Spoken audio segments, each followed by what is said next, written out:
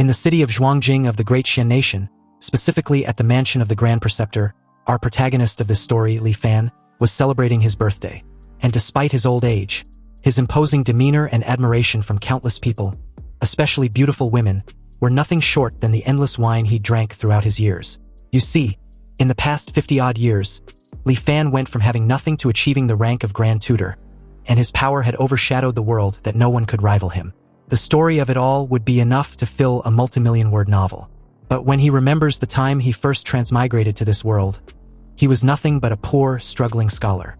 Now, looking back on his life, he felt accomplished, having achieved everything a man could ever want. Anyway, back to the birthday party.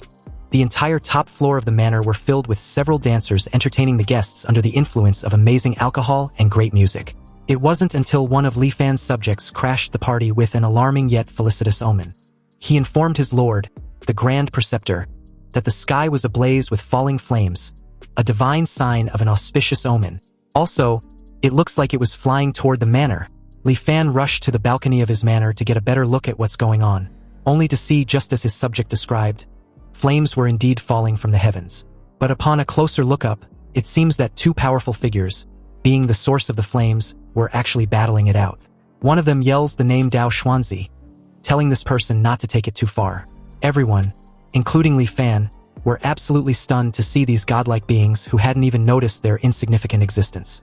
But unlike the rest who were already on their knees and worshipping their magnificence, Li Fan was quick to realize the implications of the two fighting, even though he was still unable to comprehend how there were actual freaking cultivators in this world.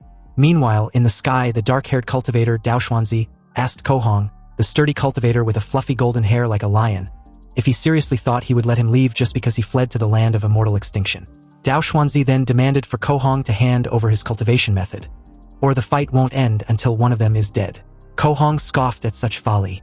It's precisely because he lacks a core formation method that he had been trapped at the foundation establishment stage for nearly 100 years.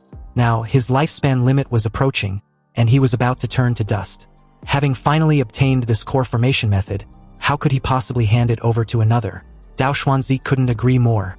The Golden Core Dao was a path one walks alone. And although there were many core formation methods in this world, there were far more cultivators trapped at the foundation establishment stage. And since it's come to this, with the path to longevity right in front of him, how could he possibly let Ko Hong go? Ko Hong laughed at the absurdity. They were brothers for 100 years. Yet now they draw blades on each other for a mere chance at survival. Ko Hong admits he was no match for Dao Xuanzi, and it seems he won't be escaping his fate in the current situation. However, there were so many mortals below, so he was wondering if Dao Xuanzi could withstand such a dense concentration of the immortal miasma. In reply, Dao Xuanzi just readied his sword for a devastating attack. And without a care in the world, he points the blade at his former companion. His expression suddenly turned furious as he questioned what Ko Hong was planning to do. Conjuring a giant golden dragon to counter Dao Xuanzi's purple blade, Ko Hong announced that perhaps he could find a chance to live if Dao Xuanzi was unable to handle the power of the immortal miasma. Then, moments later, the two powerful techniques clash, creating a massive explosion that lights up the entire sky, and clouding the entire city of Zhuangjing with a deafening blast that reverberated throughout every alley. Seeing a battle of that magnitude, Lin Fan and his servants are completely gobsmacked. And right as that power slams into the entire city, Li Fan, with a panicked look on his face, realizes their demise was inevitable. It took a while for the dust to settle, and amidst the rubble of his home, Li Fan eventually woke up, only to find his wife and children dead. Coughing hard, he got up to see what's left of his mansion. There were dead bodies everywhere, and from the looks of it, he might be the only survivor. The prosperous city that was once full of life was now a living nightmare of fire and blood. And as far as the eye can see, there was indeed nothing but mangled bodies and collapsed buildings. After surviving such a catastrophe, likely not even 1 in 100 of the citizens remained. Li Fan drops to his knees and took a seat amidst the wreckage, absolutely livid that he'd lost everything because of just two cultivators who suddenly appeared out of freaking nowhere. He took a deep breath, then starts laughing in despair. Seriously, how the hell can there be cultivators in this world? From the moment onwards, like an obsessed fanatic the very moment he became an official, Li Fan used the power in his hands to search for any possible trace of the immortal path. After he became the imperial tutor, standing above all others, he scoured the entire world with the aid of his men, relentlessly searching for clues. From the north to the frozen sea, the south to the great ocean, the east to the ruinous abyss, and the west to the linked mountains. In all of Great Xian Nation, there wasn't a single shred of evidence that immortals existed. Li Fan had already given up, and having grown super old, he now even wonders if those two were even real. Looking up at the sky, he wants to know where they came from and what exactly they were. Annoyed, Li Fan thinks that fate was messing with him. So he activates a power called Huanjin. Suddenly, countless glowing subtexts appeared in front of him, and at the bottom was the phrase, "When the true becomes false, the false becomes true." Subsequently, a bright light shined with a dazzling brilliance as the Huanjin system announced that charging was complete. A virtualized current scenario was initiated, and Li Fan was asked if he wants to return to the initial anchor point.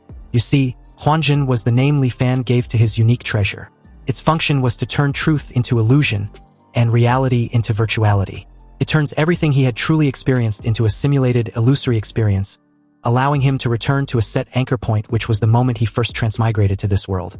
In fact, this was already his second life since transmigrating to the Great Xian Nation. In Li Fan's first life, although he had great ambitions, he was ultimately just an ordinary person. Li Fan wanted to become a Zhuangyuan but repeatedly failed the exams. After turning 30, he finally gave up on the idea of becoming an official and started a small business. Li Fan became a common wealthy patriarch, then married, had children, and lived out an ordinary life. It wasn't until he was old and on his deathbed that he finally awakened the unique treasure, Huanjin. This was what led to his unstoppable rise in this second life. Because after the Huanjin system charges, it allows him to restart this life and return to a breakpoint to begin anew. However, Li Fan couldn't restart just yet. He still had important things to do in this life, so he gave orders to a soldier to take care of the mess in the city. He was to order the garrison camp stationed outside the city to rush to Shenzhen and maintain order in the disaster's aftermath. Most of Xuanjing's buildings were destroyed, and after his trusted garrison camp took control of Shenzhen, not only could they expedite the post-disaster reconstruction, more importantly, Li Fan can stay in the barracks to oversee the cleanup efforts and secretly send people to investigate the whereabouts of the two cultivators. 1 month later, the ruined city of Shenzhen had only just begun to recover a semblance of life. Meanwhile, in Li Fan's private quarters, a subordinate reports that there was still no sign of the two cultivators. Li Fan, frustrated upon hearing this, knew he shouldn't have gotten his hopes up again. Anyway, since this was the case, he decided that there was nothing else to do and activated the Huanjin power to go back. He was then suddenly surrounded by blue energy and subtext, and after confirming his decision to restart his life once more, the transition of him going back in time, from his old age all the way back to his youth, was displayed in front of him. Several screens show moments from his life, and as he remembers the names of the two cultivators, he vowed to wait for them in 50 years' time. Li Fan then falls into a portal, determined to hunt the two immortals in his next life. After all, riches and honor were nothing but fleeting clouds to him at this point in his second life. It didn't take long for the system to regress Li Fan to the anchor point. In the first year, overjoyed, Li Fan acted out, and was almost forced by his aunt to drink an exorcism water from the village witch. Half a year later, he took the provincial exam, and although he was placed low in the 30s, he ultimately succeeded in becoming a Jurin, bringing honor to his ancestors. In his second year, he took the metropolitan exam and passed. Li Fan performed exceptionally well in the palace exam, placed in the second rank, and was bestowed the title of Jinshi. He then pulled strings in Shenzhen and obtained the post of county magistrate for Jiangnan's one county. In his third year, he began to cultivate his trusted inner circle, and also successfully produced a batch of explosives and matchlock rifles. In his fifth year, refugees gathered to rebel against Prince Langya's manor. Li Fan led troops to the rescue, saving Prince Langya's family. The prince was deeply grateful to him. In the sixth year, Li Fan was promoted to prefect of Jianghuai Prefecture and married the daughter of the vice minister of rights. In the seventh year, his wife bore him a son. In the 10th year, Princess Langya gave birth to a son. Li Fan personally visited to offer congratulations and presented a carefully prepared gift. In the 15th year, the emperor passed away, and Prince Langya inherited the throne, changing the era name to Shenzhen. Emperor Shenzhen summoned Li Fan to the capital, promoted him to vice minister of war, and ordered him to lead troops to suppress rebellions. In the 18th year, Li Fan wiped out the rebel armies, and Emperor Shenzhen reclaimed Li Fan's military authority and promoted him to Minister of War, appointing him Grand Tutor to the Crown Prince. In the 20th year, the Empress was suddenly implicated in a witchcraft case, and Emperor Shenzhen, furious, confined her to the cold palace. The crown prince secretly sought Li Fan's help, and he decisively agreed. Through private investigation, Li Fan found the person who framed the empress, clearing her name. However, the emperor did not release the empress from the cold palace. In the 25th year, Li Fan secretly received news that someone had reported him for privately visiting the empress in the cold palace. And in that same year, the emperor was assassinated while traveling. So the officials retrieved the empress from the cold palace. The crown prince then ascended the throne with the heir named Kongning. In the 26th year, Li Fan was additionally ennobled as Grand Tutor and appointed Grand Scholar of the Deliberative Council, reaching the pinnacle of officialdom. He used this opportunity to eliminate dissent and build his own faction in the imperial court. In his 30th year, the people of the world knew only of the Grand Tutor, not the emperor. In the 31st year, the Empress Dowager became pregnant and bore him a son. In the 38th year, Emperor Hongning died of depression. In the 40th year, the Empress Dowager died of illness. In the 45th year, Li Fan's wife passed away. In the 46th year, Li Fan's eldest son died of illness. And in the 50th year, 2 immortals arrived from the ruinous abyss, destroying the city of Shenzhen. Li Fan only managed to narrowly escape with his life. The simulation ended, and Li Fan had to choose one from the 4 options to retain. The first option was an item in Li Fan's possession during this simulation. The second was his cultivation realm from the simulation. The third was the simulation memory of one person closely related to him. Of course, this memory can be inherited by that person. Then, there's the fourth, which was to forego the above choices to speed up the charging progress.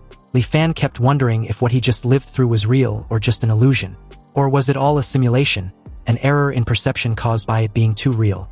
Or perhaps, upon reaching a certain level, the line between true and false no longer exists. After a brief contemplation, Li Fan sets aside the crazy thoughts and decides to just focus on the 4 options the system gave him. He thinks the first 2 options were self-explanatory. If he ever embark on the path of cultivation, those 2 would be a great help.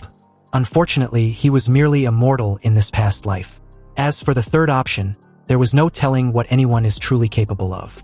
Therefore, stability was paramount, and that only leaves the 4th option. Since Huanjin's virtualization requires charging, when he receives a fatal blow, Huanjin will consume the charging progress to automatically protect him. This was also why he was able to escape death several times in his previous life. Thus, the 4th option was the safest and most stable choice. Li Fan chose the 4th option and sped up the charging progress. Li Fan had lived 3 lives, accumulating 166 years in total. And about his mental age limit, he remembered in his last life it was only just over 900 years, but now it had increased to over 1,000. You see, when one carries too many memories, one's mental endurance reaches a threshold. Any excessive burden would crush the soul. This was the so-called erosion of time. However, the mental age limit will increase as one's mental fortitude strengthens. So as long as Li Fan step onto the path of cultivation, none of this will be a problem. The goal of his upcoming life was to learn the secrets of cultivation from those 2 cultivators. In 50 years, they will descend upon Shenzhen. With preparation against their lack of it, he might just have a chance of winning. Perhaps what he can rely on, besides guns and explosives, was the immortal miasma they spoke of. However, Li Fan just can't wait idly for 50 years. Since the 2 came from the ruinous abyss in the east, he can first send people deep into the bottom of the abyss to investigate. In his past lives, the most frightening thing was having no goal. Back then, he would often wake from the Empress Dowager's bed in the middle of the night, feeling an immense emptiness and confusion. He had already stood at the absolute pinnacle for a mortal in his past life, so it wasn't like he could go any higher. It would be the same even in another life. Power, pleasure, and the like. After repeating them so many times, they became tasteless as chewing wax. Perhaps, after some future reincarnation, he would have actively chosen to end his own life. But the appearance of those 2 cultivators showed him a brand new possibility. It was as if he was seeing a strange and alluring world beckoning to him. Li Fan wanna cultivate. He longs for a life with new adventures, and no one can stop him. With determination, he swears to cultivate the path of immortality.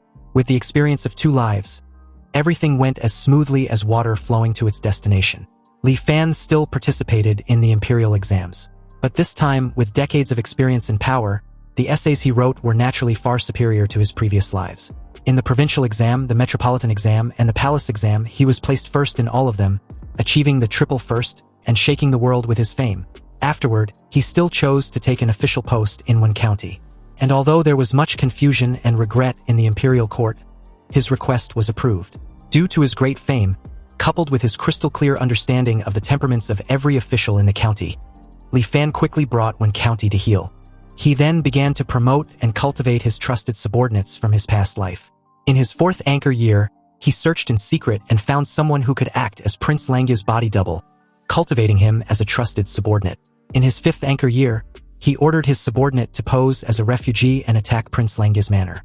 Li Fan feigned a rescue, but in reality, he coordinated from the inside to kill Prince Langya's entire family. And at the same time, he had the body double take the prince's place. From then on, Li Fan secretly controlled Prince Langya's manor. In his 9th anchor year, the wedding of Prince Langya and the chief grand scholar's granddaughter proceeded as scheduled. That night, Li Fan stormed the bridal chamber and had conjugal relations with Princess Langya. In the 10th anchor year, Princess Langya gave birth to a son. Of course, the child was Li Fan's. In the 15th anchor year, the emperor was finally gravely ill, and after receiving the Edict of Succession, Li Fan rushed to the capital with his trusted subordinates. After Prince Langya ascended the throne, he aggressively placed his subordinates in the imperial court. With the chief grand scholar's covert cooperation, Li Fan easily seized control of the situation. In the 20th anchor year, after helping his son become emperor, Li Fan infected himself as grand tutor, stepping out from behind the curtain to the forefront, once again wielding power over the world. After this, not only did the wheels of the great Xian nation's development not become stagnant, but they turned even faster under his will. At his grand tutor's manor in the 35th anchor year, Li Fan asks a subordinate about the fog over the ruinous abyss. He learned that it dissipates for half a day every 15 years.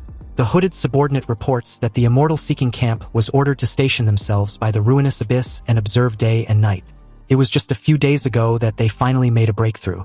He adds that after the great fog dispersed, a faint light could be seen shining from the bottom of the abyss. So they used a telescope to observe and actually discovered an inverted landscape. And although what each person saw was not identical, there were 10,000 mountains rising and falling, with magnificent structures hidden among them, barely visible. There were also towering cities on the plains, bustling with life, and with no less than 1 million people. And on top of that, there was even a city in the sky wreathed in rosy light, with all kinds of rare and exotic beasts flying about. It was truly incredible. After receiving a confirmation that the 2 cultivators came from the ruinous abyss, Li Fan wanted to know if they have found a way to get to the bottom of the abyss. But the hooded subordinate replied that they had tried various methods, but as soon as they descend to a certain depth, they were shredded by a sudden astral wind. The astral wind was so terrifying that even the strongest armor could not resist it for a moment. Li Fan dismisses his subordinate with a simple wave of his hand. Then, looking at the full moon, he realizes he would probably have to wait for the 2 cultivators after all. And so, the 50th anchor year eventually arrived in the great Xian nation, bringing with it a very eventful night. In the night sky, the 2 auras of power clash violently once again. And just like last time, Kohong yells the name Dao Xuanzi, telling him not to take it too far. However, this time around, several fiery projectiles were suddenly shot towards the 2 in the middle of their brawl. Kohong gets ticked off and wonders who dares to launch a surprise attack on them. Below, several armed soldiers, with a coordinated effort, fired their rifles relentlessly at the 2 cultivators. However, with a simple hand gesture from Kohong, all the bullets stop in midair as he wonders what they were. And with his curiosity piqued, he used his flames to disarm and summon one of the rifles from a soldier. Incredulous, Kohong finds the weapon fascinating. After all, it was using intricate mechanical structures in place of formations, and the explosive power in place of spiritual energy. To think that after several thousand years, the mortals exiled to this land of immortal extinction could actually research such an ingenious object, Kohong was amazed, though he also thinks it's a pity. The weapon was only effective in the land of immortal extinction where the great Tao was incomplete. But outside this place, it was just a pile of useless scrap metal. Also, at such audacity of mere mortals daring to make a move against them, Kohong, who originally felt a hint of guilt, now had an intolerable expression on his face. He questions if these insignificant mortals were just seeking their own death, before invoking his Tao art technique, the Flame Dragon's Roar. Suddenly, a massive fire dragon was formed, then charged towards every soldier in the manor. But as the enormous dragon whips through the entire city before charging towards its target, the utter destruction it left in its wake was so devastating that it took less than no time for the entire city to bore some resemblance to Li Fan's previous experience. Only this time around, a slight yet shocking deviation left Kohong stunned, wondering what was going on. Apparently, The flame dragon's roar of his was fundamentally not something mortals could withstand. Yet almost every soldier of Li Fan's was surprisingly much alive. In that moment, Dao Xuanzi also noticed that the weapons were soaked in mortals' blood. And after Ko Hong was tainted by the immortal miasma, his Dao arts were weakened. The usage of the immortal miasma meant that the enemy was clearly prepared. At this point, it's obvious they walked into an ambush the very moment they arrived. Since where they were was bizarre and dangerous, Dao Xuanzi suggests they shouldn't stay any longer. But before the two could bounce, a voice threatens that if they flee, the news that they obtained a core formation method would spread throughout the entire cultivation world the very next day. Dao Xuanzi and Ko Hong immediately panicked since only the two were supposed to know about this. They start to wonder who could have leaked the information. But before they could react, several cannonballs heavily condensed with the immortal miasma were fired at them. Furious, Ko Hong yells that the soldiers were courting death, then hurl a massive flame towards the cannonballs. Dao Xuanzi senses the danger in that moment and tried to warn Ko Hong to dodge instead. But it was too late. Ko Hong's flames only managed to trigger all the cannonballs to explode, releasing the immortal miasma. The entire night sky above what remains of the city were coated with heavy raindrops of the immortal miasma, dyeing everything red. And on the ground, somewhere amidst the wreckage was the two cultivators, now surrounded by dozens of armed soldiers. A soldier informed them that their grand tutor had given an order for their lives to be spared if they surrender. Dao Xuanzi, momentarily shaken, scoffs at the idea of surrendering. But before he could actively retaliate, he sees Ko Hong's storage ring hovering in front of him. Knowing the implication of this, Dao Xuanzi, with a look of horror, turned his head in his friend's direction, only to see him advising that he leaves with his storage ring, then dies immediately after. The very moment after Ko Hong's death, a large golden dragon emerged from his body and flies into the night sky above the burning city. The dragon's spirit is then transformed into a tree branch floating in the air.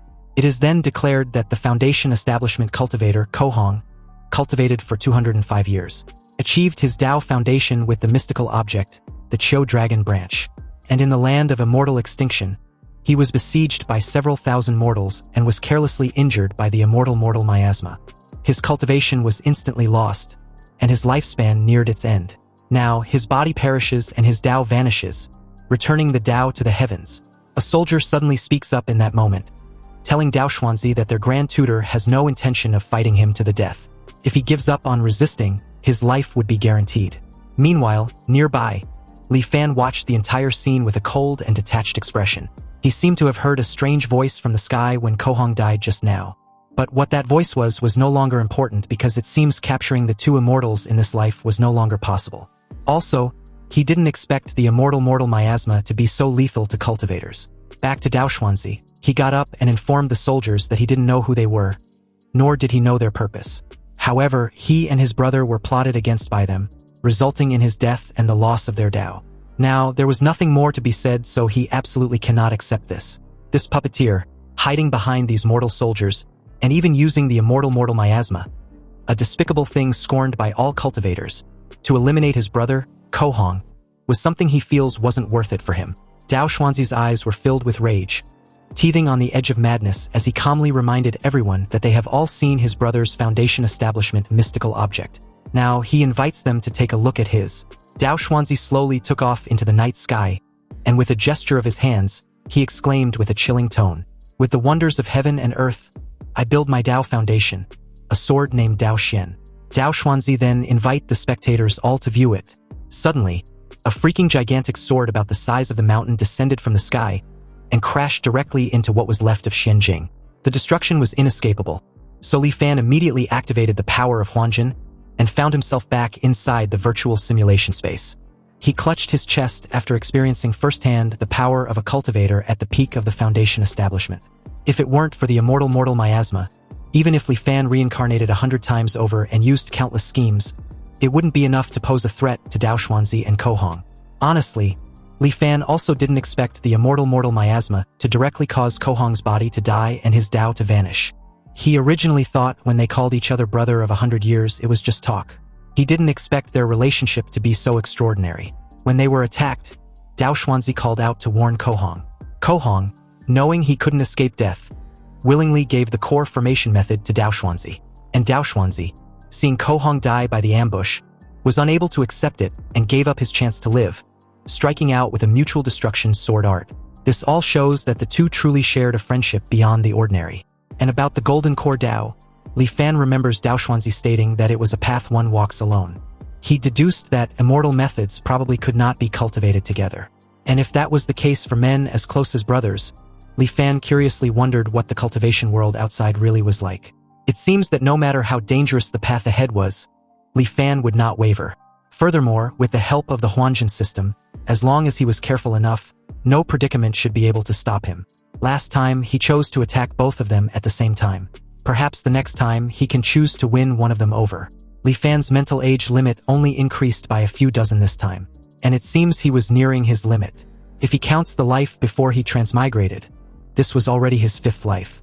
The path to seeking immortality was truly difficult, and he hopes the 50 years he was about to begin anew won't be wasted. So, in the 35th anchor year of his new life, Li Fan ventured into the endless ruinous abyss. And from the experience of the last simulation, he knew that the dense fog over the ruinous abyss dissipates once every 15 years. At present, he was there precisely to see it with his own eyes. And after an unknown amount of time, a massive amount of white fog was forced to erupt from the ruinous abyss, rushing straight to the sky like a reverse waterfall. This great wind lasted for a good quarter of an hour before the heavy fog finally dispersed. Li Fan took out the telescope and looked toward the bottom of the ruinous abyss. And according to the intel he had, the scene that appears at the bottom of the ruinous abyss was different for everyone who looks. But upon looking through the telescope, Li Fan could only see a dark abyss with a white light at its center. Then suddenly, the view changes and he sees ruins with an inscription. The path to immortality was dead. Li Fan, shocked and a bit puzzled, wonders what on earth happened in that place and to the world of cultivation. Soon, the scene shifts to Li Fan's 50th birthday, in his 15th anchor year. Ko Hong yells furiously at Dao Xuanzi, reciting the same line as in the previous lives. Then, Li Fan's squad of soldiers attack with their rifles. Only this time around, they only attack Ko Hong under the banner of Dao Xuanzi. Ko Hong, stunned and a bit puzzled, wondered how it was even possible as he blocks the bullets. And although he couldn't comprehend why, he also starts to wonder if Dao Xuanzi already knew he would flee to the land of immortal extinction. Ko Hong's confirmation immediately solidified when he noticed that the bullets were laced with the immortal miasma. He yells at Dao Xuanzi, calling him a despicable friend. Meanwhile, Dao Xuanzi, shell-shocked, was just as confused as his friend. He didn't know why the mortals below were attacking Ko Hong under his banner, and were even using the immortal miasma. He explains to Ko Hong that they weren't under his command, then suggests they get the hell out of there. But in that very moment, Li Fan yells from below, questioning why Dao Xuanzi was going back on his promise. Li Fan then informs Ko Hong of their deal with his friend, stating that as long as they helped Dao Xuanzi eliminate him and seize the core formation method, he would lead the clan out of the immortal Forsaken Land. Ko Hong was enraged at this point. He asked his friend if he still insists on his innocence since besides the two of them, no one knew about the core formation method. Dao Xuanzi, done with this nonsense, decides to find the culprit, Li Fan, who was still running his mouth after revealing his knowledge of the core formation method. Li Fan adds that they had incurred the wrath of the masses for the sake of the immortal miasma Dao Xuanzi spoke of. Now, public resentment was boiling over. So if the immortal master cannot keep his promise and lead them out of the immortal Forsaken Land, he fears it won't be long before his clan dies without a burial place. Annoyed by the false guilt-tripping, Dao Xuanzi charges towards what he believed to be Li Fan, a shameless villain who needs to shut the fuck up. Dao Xuanzi crash lands with a reverberating boom, sending dust and debris flying. Dao Xuanzi spots a radio, which he believes was an artifact. At the same time, Li Fan accuses Dao Xuanzi of trying to permanently silence them. Gritting his teeth, Dao Xuanzi was surprised as to how cautious the enemy was. He instantly destroys the strange artifact, but the damage was already done. Ko Hong, full of righteous fury, accuses his friend of betraying their 100 years of friendship all for pure greed. If he wanted the core formation method, why couldn't he challenge him for it, but resulted to so many underhanded tricks? Ko Hong decides not to flee anymore and chooses to challenge Dao Xuanzi. If his friend has the skill, he should come at him. Ko Hong activates his Flame Dragon's wrath and charges towards Dao Xuanzi, who lets out a helpless sigh after being cornered. With a massive fireball hurled at Dao Xuanzi by the summoned Flame Dragon, Dao Xuanzi calmly counters with his sword. The two attacks collide, creating an explosion. Then, very abruptly, another radio announces Li Fan's decision and reason in switching sides. Since Dao Xuanzi was fickle and vindictive, Li Fan explains he's afraid there would be no escape for him and his men if he wins. So he now ordered his soldiers to assist the immortal master Kohong in dealing with Dao Xuanzi. Upon hearing this, Kohong laughs at his friend, who always prided himself on being noble, but was actually a despicable person who got screwed over by faith and was suffering a backlash. Well, it's as the saying goes, he who commits many injustices is doomed to self-destruct. Dao Xuanzi gets ticked off and calls his gullible friend a fucking fool. But Kohong was far too gone to care or reason with. After all, his friend fancied himself clever, so why was he now deserted by everyone? This was what they call being a victim of one's own cleverness. Kohong, who had recently mastered a new Dao technique, declared that this was the perfect time to test it out. He activated another Dao technique, the imprisoning dragon. A cage made of flame suddenly imprisoned Dao Xuanzi. And to break free, Dao Xuanzi, in rage, enlarges his sword and breaks free with ease. He made his way back in the night sky, fed up with being on the defense. He summoned his Dao Foundation sword and went on the offensive. Dao Xian appears in the sky in all its glory, ready to destroy everything in its path. But Kohong challenges Dao Xian's Dao with his own, invoking his dragon transformation technique, which was the Dao Dragon Staff, a golden dragon to face Dao Xuanzi's giant sword. But before the two Dao summons could clash, Li Fan and his men intervene, lending Kohong a helping hand. They attacked Dao Xuanzi with explosives filled with the immortal miasma, and upon contact, they exploded, releasing the immortal miasma, which instantly clouded Dao Xuanzi. All wounded, Dao Xuanzi let out an ear-piercing cry, and soon realizes that his Dao Dragon branch has been hit. It starts to grow rapidly from within him, then sprout outward. The branches instantly grew and took over his entire body. And eventually, Dao Xuanzi's body gets completely consumed, leaving a lifeless corpse. Anyway, just like Kohong's death in the previous simulation, it's announced that the Foundation Establishment cultivator, Dao Xuanzi, cultivated for 201 years and established his Dao Foundation with the wondrous item, the rusted sword Dao Xian. However, in the immortal Forsaken Land, he fought with another and was ultimately killed at the hands of the Foundation Establishment cultivator, Kohong. Now, his body has perished and his Dao has vanished, returning to the heavens. Li Fan was quick to notice that the voice also appeared when Kohong died before. He made his way to Kohong and introduced himself. Li Fan extend his greetings and respectfully implore Kohong's mercy to save the lives of the 1,000 souls of his clan. Kohong realizes Li Fan was the one whose voice was echoing from all directions earlier. He questioned why a mere mortal dared to interfere in a battle between cultivators. Li Fan explains that he was merely seeking a chance of survival after realizing that his clan would have perished if Dao Xuanzi won the battle. Kohong finds this harsh and Lin Fan takes the opportunity to remind him of the promise Dao Xuanzi made.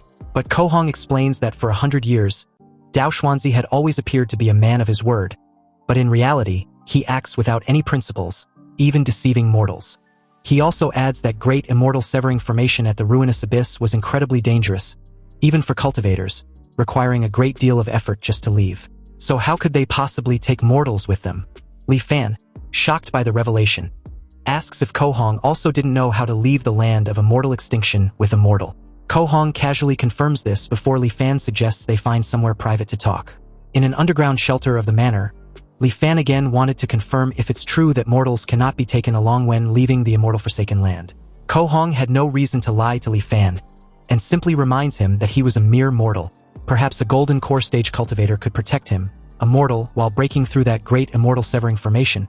But for someone with a Foundation Establishment stage cultivation base such as himself, it was absolutely impossible. Li Fan tried to ask for any other alternative. Some hope for mortals like them to someday leave this world. Kohong reiterate that to leave the immortal Forsaken Land, one must pass through the great immortal severing formation. But with the frail body of a mere mortal, it was utterly impossible to pass through. And besides, Li Fan was already old enough to have one foot in his grave. Why was he so obsessed with leaving the land of immortal extinction? Wasn't he satisfied in being a local emperor? Li Fan didn't answer, but wanted to know if it was possible for his descendants to leave if they could cultivate to the Foundation Establishment realm like Kohong. Upon hearing this, Kohong laughed at the absurdity. You see, there was not a shred of spiritual energy in the land of immortal extinction, making cultivation impossible. Also, not only was it a fact that immortals and mortals were perpetually separated, but mortals in the land of immortal extinction were covered in miasma. So how could they possibly cultivate the path of immortality? Kohong then advised Li Fan to give up on this idea. For mortals like him, if they wish to cultivate, they must first go to the outside world to reconstruct their bodies and wash away the miasma. Otherwise, even if the great Tao to immortality were placed right before them, they could see it but never be able to touch it. Frustrated, Li Fan, once again, asks if there was really no way out for mortals like them. And the very moment Ko Hong confirms there wasn't, Li Fan got up and respectfully took his leave. Ko Hong only felt that something was off when Li Fan suddenly stopped short as the door closes behind him. But by then, it was too late. The underground shelter had instantly been filled with the immortal mortal miasma. Ko Hong screams in pain, realizing he's fallen into a trap. Outside the cave, Lin Fan listens to Ko Hong's agonizing screams, and with a cold look, he declares that if immortals and mortals could not coexist, then how could he ever trust the words of an immortal? According to the intel obtained from Ko Hong, the land of immortal extinction was an immortal forsaken land, and the cause of it all stemmed from a great change, an unknown plague in the ancient cultivation world thousands of years ago. At first, no cultivator paid any mind to this plague among mortals. Until the first cultivator was infected by it, the plague was then strengthened and began to spread among cultivators. The vector of transmission was the very spiritual energy that cultivators relied on for survival. The plague, through the spiritual energy of heaven and earth, quickly spread throughout the entire cultivation world. For cultivators infected with this plague, a light case would mean their cultivation base would regress and their realm would fall. A severe case would mean losing their entire cultivation base overnight, becoming no different from a mortal, after which their body would perish and their Tao vanish, returning to the heavens. In their desperation, the cultivators vented their anger on the source of it all, the mortals. Thus, a large-scale campaign of slaughter began. But before long, this campaign of slaughter was forcibly halted. Not only did the plague not disappear with the death of the mortals, it seemed to have lost its restraints, spreading out along the spiritual energy that permeated the heavens and earth. This, in turn, led to the demise of even more cultivators.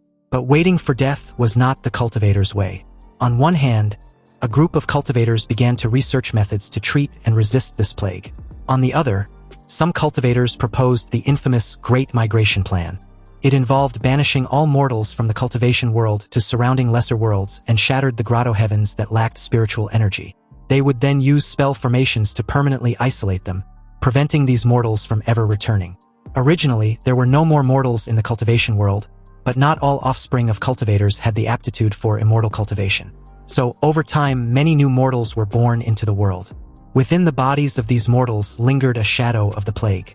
And because this plague had a particularly devastating effect on immortal cultivation, the descendants of mortals who wished to cultivate had to first purge the plague from their bodies. Over time, the plague became synonymous with the distinction between immortals and mortals, and so people named it the immortal mortal miasma. Legend has it that to prevent the cultivators within the immortal sex from going astray, the progenitor mortals were banished to the surrounding lesser worlds. And these places of banishment became what mortals call the immortal forsaken lands. Anyway, after a comprehensive read, Li Fan was keenly aware he didn't know how many immortal forsaken lands were there, and the number of cultivators willing to brave the immense risk to enter these places was even smaller. But to have run into two of them was already a stroke of great fortune. As a mortal, his lifespan was limited. Even if he could continuously simulate lifetimes, he was just repeating them within the confines of his lifespan. Li Fan was already 70 years old this year, and his physiological lifespan limit was 86.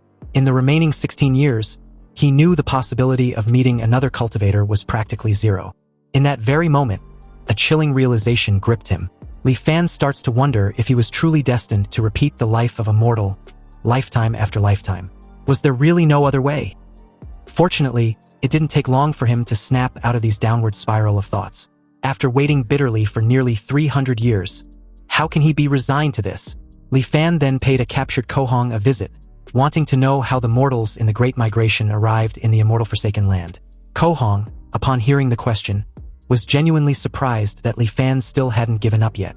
So what if he managed to get out? At 70 years old, he still want to pursue immortal cultivation? Lin Fan leaning close to Ko Hong's face and reminded him that his cultivation base was completely gone. So as of now, he was just like the rest of them. However, if he were to return to the cultivation world, he might be able to resume cultivating, right? Li Fan proposed a deal with Ko Hong. If he can help him find a way to the cultivation world, then perhaps he would take him along when the time comes. Ko Hong immediately furrowed his brow and calls Li Fan a treacherous villain, realizing the old bastard was still trying to trick him. But Li Fan just calmly retorts, stating that whether what he says happens to be the truth or a lie, it is, in the end, a glimmer of hope. So, was Kohong willing to give up this path to survival, grow old and die in this tiny confinement of his? Kohong was speechless for a moment, but after briefly thinking things over, he gave a reply with a helpless sigh. If he wasn't mistaken, what the cultivators used back then to migrate the mortals was a dharma artifact similar to flying arcs or flying shuttles. You see, in ancient times, the cultivation world was teeming with people, sects were numerous and prominent, and it was incredibly prosperous. Such transportation-type dharma artifacts were also very popular. However, it's a pity that a great cataclysm befell heaven and earth later on, and every cultivator feared for their own safety and began to act alone. So flying arcs and shuttles were rarely seen after that. Hearing of the great cataclysm in heaven and earth, Li Fan asked if Kohong was referring to the bizarre Great Plague. Kohong explains that although the immortal mortal miasma was bizarre, it couldn't shake the foundation of cultivators. The main reason the immortal mortal miasma was able to run rampant was that most of the cultivators in the world had perished in a great calamity. Apparently, the great Tao of the Golden Core, there can be only one. Though there were many core formation methods in this world, there were far more cultivators stuck in the foundation establishment stage. Realization struck Li Fan as he briefly recalls what he saw in the endless ruinous abyss. He then asked if the immortal techniques could not be cultivated by more than one person. Kohong confirms this assessment. You see, it was said that in ancient times, there was no such restriction. Back then, countless great cultivation sects opened their gates wide, accepting disciples and teaching their arts. Cultivators had the guidance of their masters and could ask for help whenever they encountered difficulties in their practice. They could also spar and exchange insights with their fellow disciples who cultivated the same methods. What a vibrant and magnificent scene the entire cultivation world was, until one day, the efficiency of cultivators' practice dropped drastically. While cultivating, they would feel a connection in their hearts, knowing exactly how many people in the entire cultivation world were cultivating the same technique at the same time. They also made a horrifying discovery. The more people who cultivated the same method simultaneously, the lower the cultivation efficiency for everyone practicing that method. Countless cultivators could not advance their cultivation base by a single inch, and as their lifespan's end drew near, they could no longer hide the killing intent in their hearts. Masters and apprentices, martial brothers and sisters of the past, all turned into mortal enemies in an instant. A calamity that swept across the entire cultivation world began. And anyone who practices the same method as another was obstructing the original's path to the Tao. So this led to a fight to the death. Even the rogue cultivators who tried to take refuge by hiding in deep mountains and secret realms could not escape, because cultivators practicing the same method could sense each other's location. Anyway, since immortal techniques cannot be cultivated by more than one person, Li Fan wanted to know just how cultivators practice at present. What was the cultivation world like as of now? Kohong lets out a heavy sigh and replied that as at present in the cultivation world, if one wants to cultivate, there were no more than a few choices. One was to join the Myriad Immortals Alliance. The Myriad Immortals Alliance was a loose coalition formed by numerous cultivators. One can exchange for cultivation methods and resources within the alliance using contribution points. However, to earn contribution points in the alliance, one must accept and complete missions, or by trading with others. The second is the Five Elders Council. The Five Elders Council was an organization founded by 5 top-tier mighty figures, and its influence was immense. As long as one has the aptitude for cultivation, they can voluntarily join and choose a cultivation method. But the price was that one must sign a sole contract and serve the Five Elders Council for a certain period of time. From Kohong's description, it feels like cultivation methods weren't that scarce in the cultivation world. Kohong nodded with a slight smile. The reason was that the methods obtained this way were all incomplete. These methods were all newly compiled by the major powers over the years, so reaching the peak of qi condensation was already their limit. To advance further and establish a Tao foundation, one must switch to a new cultivation method, and the same applies to realms above foundation establishment. Li Fan was a bit puzzled. After all, if one were to switch methods and start over every time they break through to a new realm, didn't that mean all their previous efforts will be for nothing? Kohong explains that that won't happen, because all who cultivate must practice a fragment of the supreme primordial true scripture. This scripture was not a cultivation method, but more of a secret technique.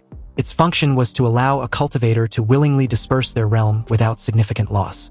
After dispersing their cultivation to switch to another method, they can quickly catch up to their original realm. A bit shaken, Li Fan was also amazed that such a miraculous method exists. It was as if this fragment appeared at such a convenient time, since only in this way could the many cultivators of the world be made to accept constantly changing their cultivation methods. Kohong could only sigh once again. Li Fan was right, but what else could be done about it? A true method was hard to come by, and his friend, Dao Xuanzi, died without ever knowing the real reason why he snatched the method and ran. It wasn't just because it was a core formation method, but because it was a true method that could lead directly to the nascent soul realm. Next, after Kohong introduced Li Fan to some common knowledge of the cultivation world, such as how a cultivator's demise can trigger celestial phenomena within a certain range, he finally returned to the main topic. He once heard a rumor that for thousands of years, mortals from the immortal Forsaken Lands have been secretly returning to the cultivation world. But it's mostly just idle talk and baseless rumors from the streets, without any concrete evidence. Li Fan points out that there was no smoke without fire. Sometimes, rumors were the truth of the matter, and as long as there was a sliver of hope, he would not give up. Kohong, upon hearing this, really didn't know how an old Li Fan with one foot in the grave can still be so restless. Of course, Li Fan couldn't reveal his secret, and can only assure Kohong that as long as he helps him find the way to the cultivation world, not only will he release him and let him return with him, but he would also return all of Kohong's and Dao Xuanzi's belongings to him, including that nascent soul true method. Shocked as hell, Kohong asked if Li Fan was really serious, and after receiving a confirmation reply, he immediately agreed to help. He vowed to do his utmost to help Li Fan. So, with Kohong's help, Li Fan collected historical books and records from all over the world, striving to find clues about the Great Migration era from the scattered fragments of ancient records. And at the same time, he mobilized the army to excavate ancient tombs on a massive scale, trying to find any trace or clue. Although this caused the people's grievances to boil over and officials submitted memorials to admonish him daily, he forcibly suppressed them all. But unfortunately, too much time has passed since the Great Migration era, and the lifespan he had left in this world was far too short. 16 years later, Li Fan exited the underground secret chamber, knowing full well his end in this simulation was near, yet hadn't found jack shit. His now frail body was like a candle flickering in the wind that could be extinguished at any moment. But before this life ends, he needed to first confirm the items within Kohong's storage ring. Opening the storage space revealed the Thousand Mysteries Jade Cosmos Golden Chapter Scroll. It was a nascent soul realm cultivation method with the current number of cultivators being 0. Li Fan could only pity his current predicament. After all, he was sitting on a mountain of treasures, but had no fortune to enjoy it. Together with the scroll was the rusted sword Daoxian. And according to Kohong, after a cultivator perishes, their foundation establishment wondrous item will lose its wondrous nature as the cultivator's body perishes and the Dao vanishes. But something unexpected happened that made his eyes widen in shock. Apparently, his Huanjin system suddenly discovered the rusted sword Daoxian in his possession and classified it as a rechargeable item, although its current status was damaged. The system then asked if Li Fan wants to proceed with recharge. The moment Li Fan decisively chose yes, the anchor charge progress began with the current anchor points being at 1. Anyway, according to the feedback from Huanjin, the truth returning, when the anchor charge progress reaches 100%, a second anchor point will be unlocked, and in the future, everything will be virtualized. Also, when choosing to return, he can choose to restart from any of the anchor points. If a second anchor point can really be unlocked, it will be so much more convenient. And although wondrous items were rare, the cultivation world was boundlessly vast, so there must be an endless stream of them. As long as Li Fan can leave the immortal Forsaken Land, he can also escape his mortal shackles. Li Fan closed the space ring, aware that other than some standard-issue spirit stones, there was nothing else of value in the ring. So, with a slight reluctance, Li Fan ended the life simulation by activating Huanjin, returning to the virtual simulation space. There, the system gave him the choice to choose one of the 4 options to retain. And although the options were the same as last time, Li Fan's choice was different this time around. The very moment he decisively chose the first option to retain an item, all the items in the storage ring was suddenly displayed in front of him. Li Fan, a bit regretful he couldn't retain all the items in the storage ring at once, lets out a heavy sigh before choosing the nascent soul cultivation method. But something unexpected happened when he checked his system panel. The nascent soul cultivation method he just chose had been bound to him, meaning it would permanently exist within his truth-returning system. After getting over his brief shock, a sly, devious smile tugged on his lips. After all, this unexpected development had opened up many more possibilities for planning in future simulations. You see, in Li Fan's current life, his act of ordering the large-scale excavation of ancient tombs to find a path to the cultivation world was far too shocking. Even with his firm control over the imperial court, it still stirred up considerable opposition. If the court had pushed for it right from the start, it would have surely been unsustainable. But in his next life, if he starts planning from an earlier moment, in 20 years' time, it might not be impossible to change the mindset of the entire world. Time flowed on, and Li Fan's sixth life began. With his subtle influence behind the scenes, many small changes occurred in the world. In the fifth anchor year, an ancient seeking school emerged out of nowhere. This school brought several ancient texts to the capital for an audience with the emperor. The exquisite and unparalleled nature of the ancient texts, rarely seen in the world, shook the nation. The ancient texts were titled Change, Way and Virtue, Southern Flower, the Analects, and the Great Learning. In the sixth anchor year, the emperor suddenly fell gravely ill and was confined to his bed. All the imperial physicians were at their wits' end. Then, the ancient seeking school presented an elixir to the emperor. And at death's door, the emperor consumed the elixir. To everyone's surprise, the elixir had a miraculous effect, and in just a few days the emperor made a full recovery. In the 11th anchor year, Jianghuai Prefecture uncovered a major tomb robbing case, arresting a team of over 100 tomb robbers. The prefect of Jianghuai Prefecture, Li Fan, did not dare to act on his own authority. He wrote a memorial, sent it to Xinjing City via the 800 Li Express, and requested His Majesty's judgment. A full month passed before the emperor's decree finally arrived. They were not sentenced to death, only to be enslaved and sent to the capital. In the 15th anchor year, the emperor fell gravely ill, wishing to extend his life with an immortal pill. He dispatched over 100,000 troops to excavate ancient tombs everywhere in search of traces of such pills. Unfortunately, the immortal pill was hard to find. The emperor died with regret, and the trend of seeking ancient tombs grew even stronger throughout the land.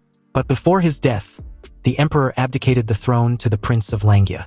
And with that, Li Fan once again secretly controlled the world. In Li Fan's 23rd anchor year, following the excavation of an ancient tomb, a lost piece of history was gradually pieced together, a dynasty that could be traced with the name Qi. Li Fan immediately offered a bounty to the world, declaring that anyone who could find a tomb of the Qi dynasty would be ennobled as a marquis. In the 25th anchor year, the tomb of the first emperor of the Qi dynasty, Yixing, was finally found. And after all obstacles were cleared, Li Fan entered the tomb's interior, surrounded by his retinue. In just over a month, a passage to the main burial chamber was carved out. The main tomb passage stretched for several hundred meters, its walls covered in vivid, lifelike murals. Though 1,000 years had passed, they were still clearly visible. Li Fan and his men arrived at the main burial chamber. The chamber was 40 to 50 meters high, with a length and width of several thousand meters. The ceiling seemed to imitate the layout of the stars, inlaid with tens of thousands of luminous pearls. Mountain peaks rose one after another, submerged in a sea of clouds. It was unknown how this sea of clouds was formed, and it remained fixed within the chamber, never drifting. Even after several thousand years, it had not dissipated. Invisible paths connected the various mountain peaks, and everyone marveled in amazement as they walked along. In that moment, Li Fan, marveled at such ingenuity, was convinced that these were truly the methods of an immortal. Anyway, atop the highest peak was a simple thatch hut, and the fertile fields outside was barren. As they drew closer, they realized the thatch of the hut was actually woven from countless fine golden threads. Realizing the thatch hut was clearly Yixing's coffin, Li Fan ordered 2 of his men to go open the door. The 2 did as they were instructed, opening the door, and what was inside stunned Li Fan for a moment before he approached. It was an ancestral shrine for Yixing, an outer disciple of the Taihang sect. It seems that although this person, Yixing, joined a sect called the Taihang sect, he remained just an outer disciple and never set foot on the path to immortality. He was ultimately exiled to this place by the cultivators. And even in death, he could not forget his sect. Obviously, Yixing was not identified as an emperor, but a mere outer disciple of the Taihang sect. However, according to Kohong, all the sects in the world should have perished during the Great Calamity before the Great Migration era. So it seems there's a hidden story behind this. Yixing was likely entrusted by the cultivators of the Taihang sect to oversee the Great Migration of this world. In deep thoughts, Li Fan wondered if they would be able to find the flying ark used for the migration back then. Since the search of the main burial chamber yielded nothing, Li Fan ordered the ancient seeking camp to excavate the surrounding area. Several days later, news arrived. Li Fan received a report that the ancient seeking camp had found a record mentioning the words flying ark in the list of burial goods from a nearby attendant tomb chamber. However, that tomb chamber was robbed long ago, and based on the signs of damage, the robbery occurred over 1,000 years ago. Suddenly, an intense murderous aura loomed over Li Fan when he heard this report. Then seconds later, he lost it and furiously trashed everything on a table next to him. Li Fan was pissed off that the same scenario was repeating itself. It was driving him to the fucking wall. Every time he see a glimmer of hope, it ends up being unattainable, like flowers in a mirror or the moon in the water. Anyway, after releasing all his pent-up frustration, Li Fan issued another bounty, another reward to the world. Whoever finds clues related to the immortal arc would be ennobled as a marquis of 1,000 households. And just like that, in his 35th anchor year, the ancient seeking camp found the tomb of an immortal. Apparently, a few days ago, a group of people were excavating an unremarkable grave when they were suddenly injured by a mysterious force, suffering heavy casualties. The ancient seeking camp dared not be negligent and dispatched men to investigate overnight. But even with many highly experienced veterans, they could not disturb this small tomb in the slightest. Li Fan spared no time and ordered for the use of the immortal miasma to open the tomb at once. The ancient seeking camp quickly obliged and poured bucket upon bucket of the immortal miasma on the invisible barrier protecting the tomb from intruders. Fortunately, just like how it was effective against cultivators, the barrier was no different. It didn't take long for it to shatter completely. Li Fan instructed his men to be careful during the excavation and report immediately to him if they find anything resembling a flying ark. Moments later, a report of an object resembling a flying ark among the burial goods reached Li Fan's ears, and he rushed to the site immediately. When he got there, it was indeed as described, a flying freaking ark. But the size of it caught Li Fan off guard. He couldn't help wondering if the small wooden boat in front of him was really the flying ark he had been longing for. However, through the message carved on the tomb wall by its owner before his death, he eventually understood the full story. It turns out the tomb's owner was named Qian Hong, a Foundation establishment stage cultivator. And over 3,000 years ago, he was hunted by his enemies and with nowhere else to go, he hid in this immortal forsaken land. However, since the immortal forsaken land was completely devoid of spiritual energy, and he didn't have many spirit stones on him, his life was at risk. Before long, Qian Hong's spirit stones were depleted, and without spirit stones to replenish his spiritual energy, his cultivation base deteriorated day by day.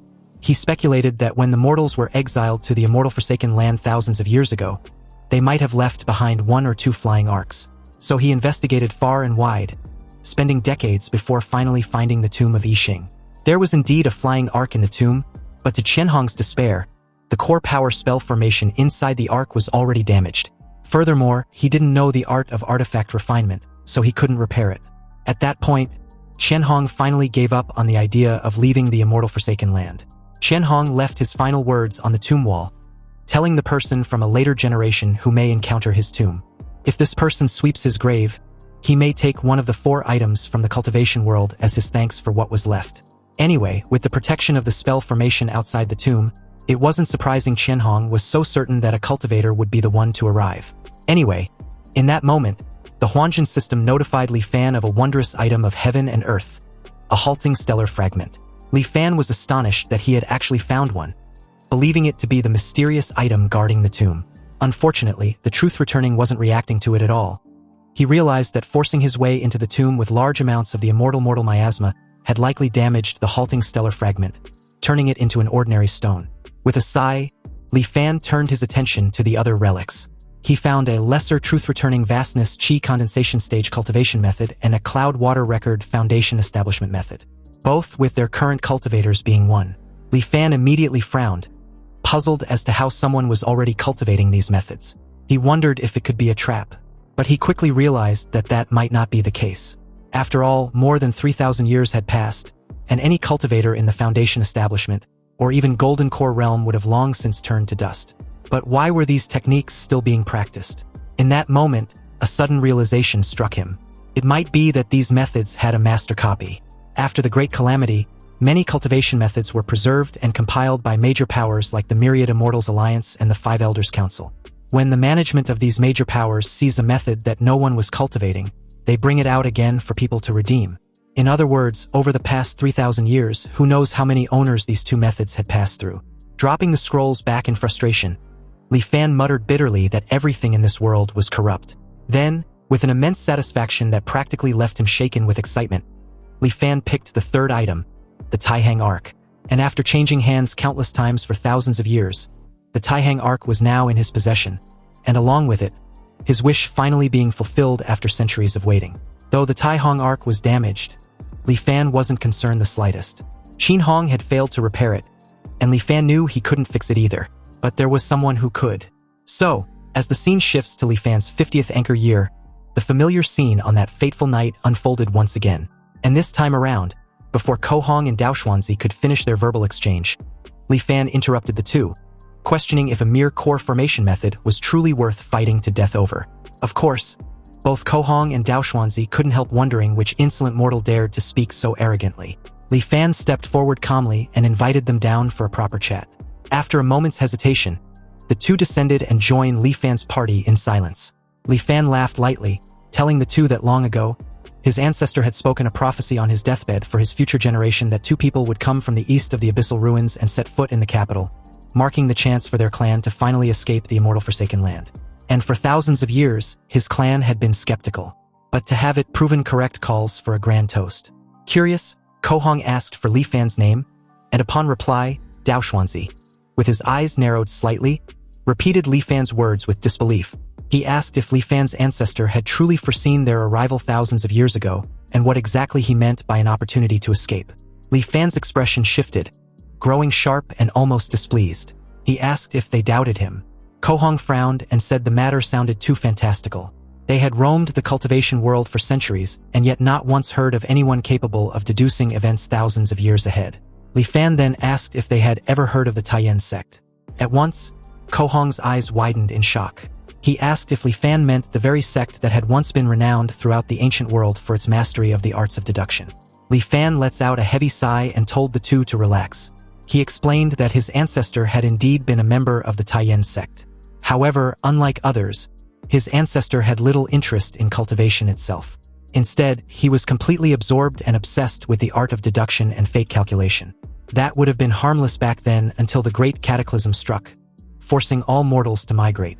With only a key condensation stage cultivation base, no one would have compelled his ancestor to take part in the migration if he was unwilling. Yet, seeing the terror on his family's faces, he volunteered to take responsibility for their safety. Afterwards, he chose to remain in this immortal Forsaken Land with his family. Dao Xuanzi listened quietly and finally asked why Li Fan had chosen to stop their fight. Li Fan answered that no cultivator had stepped into this immortal Forsaken Land for thousands of years. He knew at once that they were the very people his ancestor had prophesied, the key to his clan's escape. But when he saw them about to kill each other over a mere core formation method, he had no choice but to intervene. Dao Xuanzi sighed and nodded slightly in understanding, adding that Li Fan must have found them laughable. But he might not understand how scarce cultivation methods were in the outside world. It was quite normal for cultivators to turn on one another and fight to the death over a single scroll. Li Fan let out a weary sigh and asked if things truly had to come to that.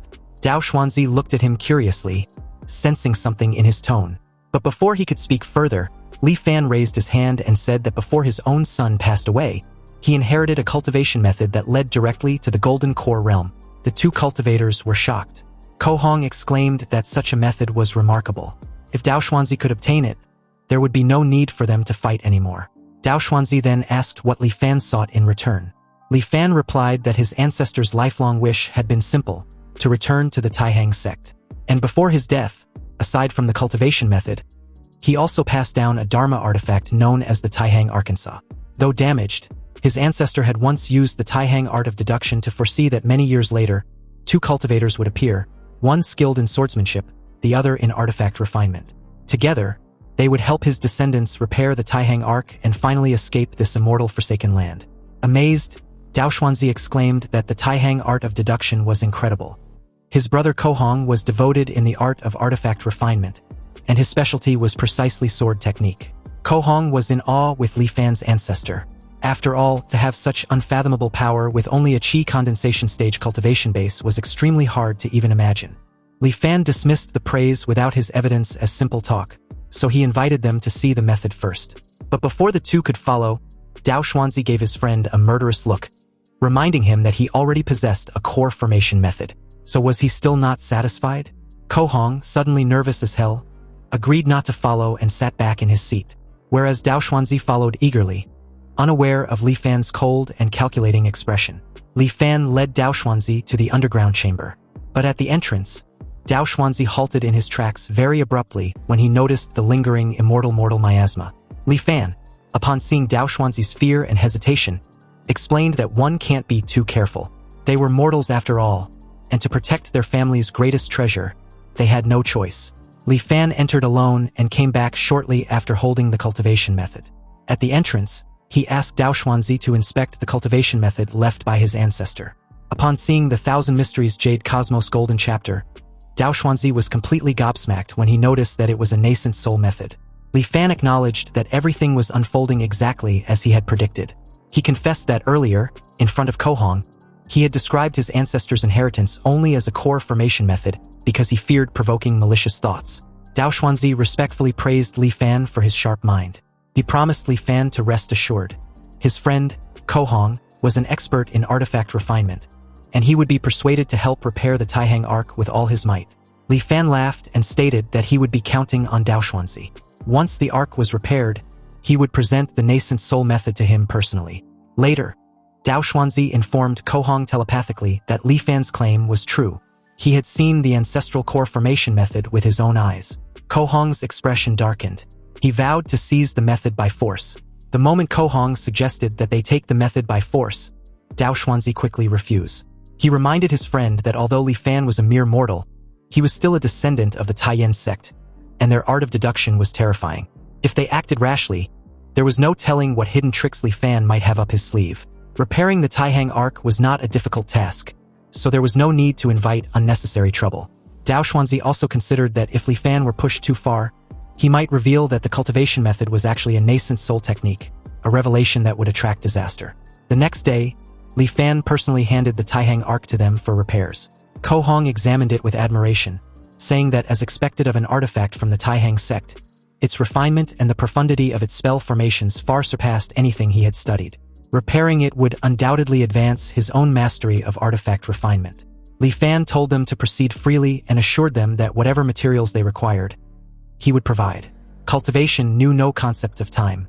What seemed like a small wooden boat took Kohong and his companion nearly an entire year to restore. When Li Fan heard that the repairs were complete, he rushed to see them. Kohong explained that the Taihang Ark's core power formation, the size-changing formation, along with its dust cleansing and several auxiliary formations, had been fully repaired. However, the defensive and offensive formations could only be partially restored due to material limitations. It would be able to break through the great immortal severing formation, but facing the attack of a cultivator would still be difficult. Li Fan told them that this was of no concern. As long as he could escape the great immortal severing formation and return to the cultivation world with his ancestor's relic, he would find a way to rejoin the Taihang sect. Kohong then described the Ark's properties. It was powered by spirit energy and controlled through divine sense. It could transform between three sizes: a compact form about 10 meters long and 2 to 3 meters wide, a medium form roughly 100 meters long, and a fully expanded form that stretched 1,000 meters in length. Though their spirit stone reserves were limited, the energy already stored would be enough for Li Fan to leave in the Ark's second form. Smiling, Kohong asked whether Li Fan, being a mortal, needed their help as a pilot, only to be stunned as the small wooden boat suddenly transformed into a miniature flying ship before their eyes. Kohong was astonished, remarking that Li Fan's methods were truly extraordinary if he could control the Taihang Ark despite lacking cultivation. Li Fan laughed lightly, calling it a minor trick unworthy of praise. He expressed sincere gratitude to the two cultivators, saying that after being trapped for 1,000 years there was finally hope of escape, all thanks to their help. Dao Xuanzi then asked about the promised cultivation method. Li Fan smiled faintly and gestured for them to follow, saying that everything had long been prepared and that he would personally lead them to retrieve it.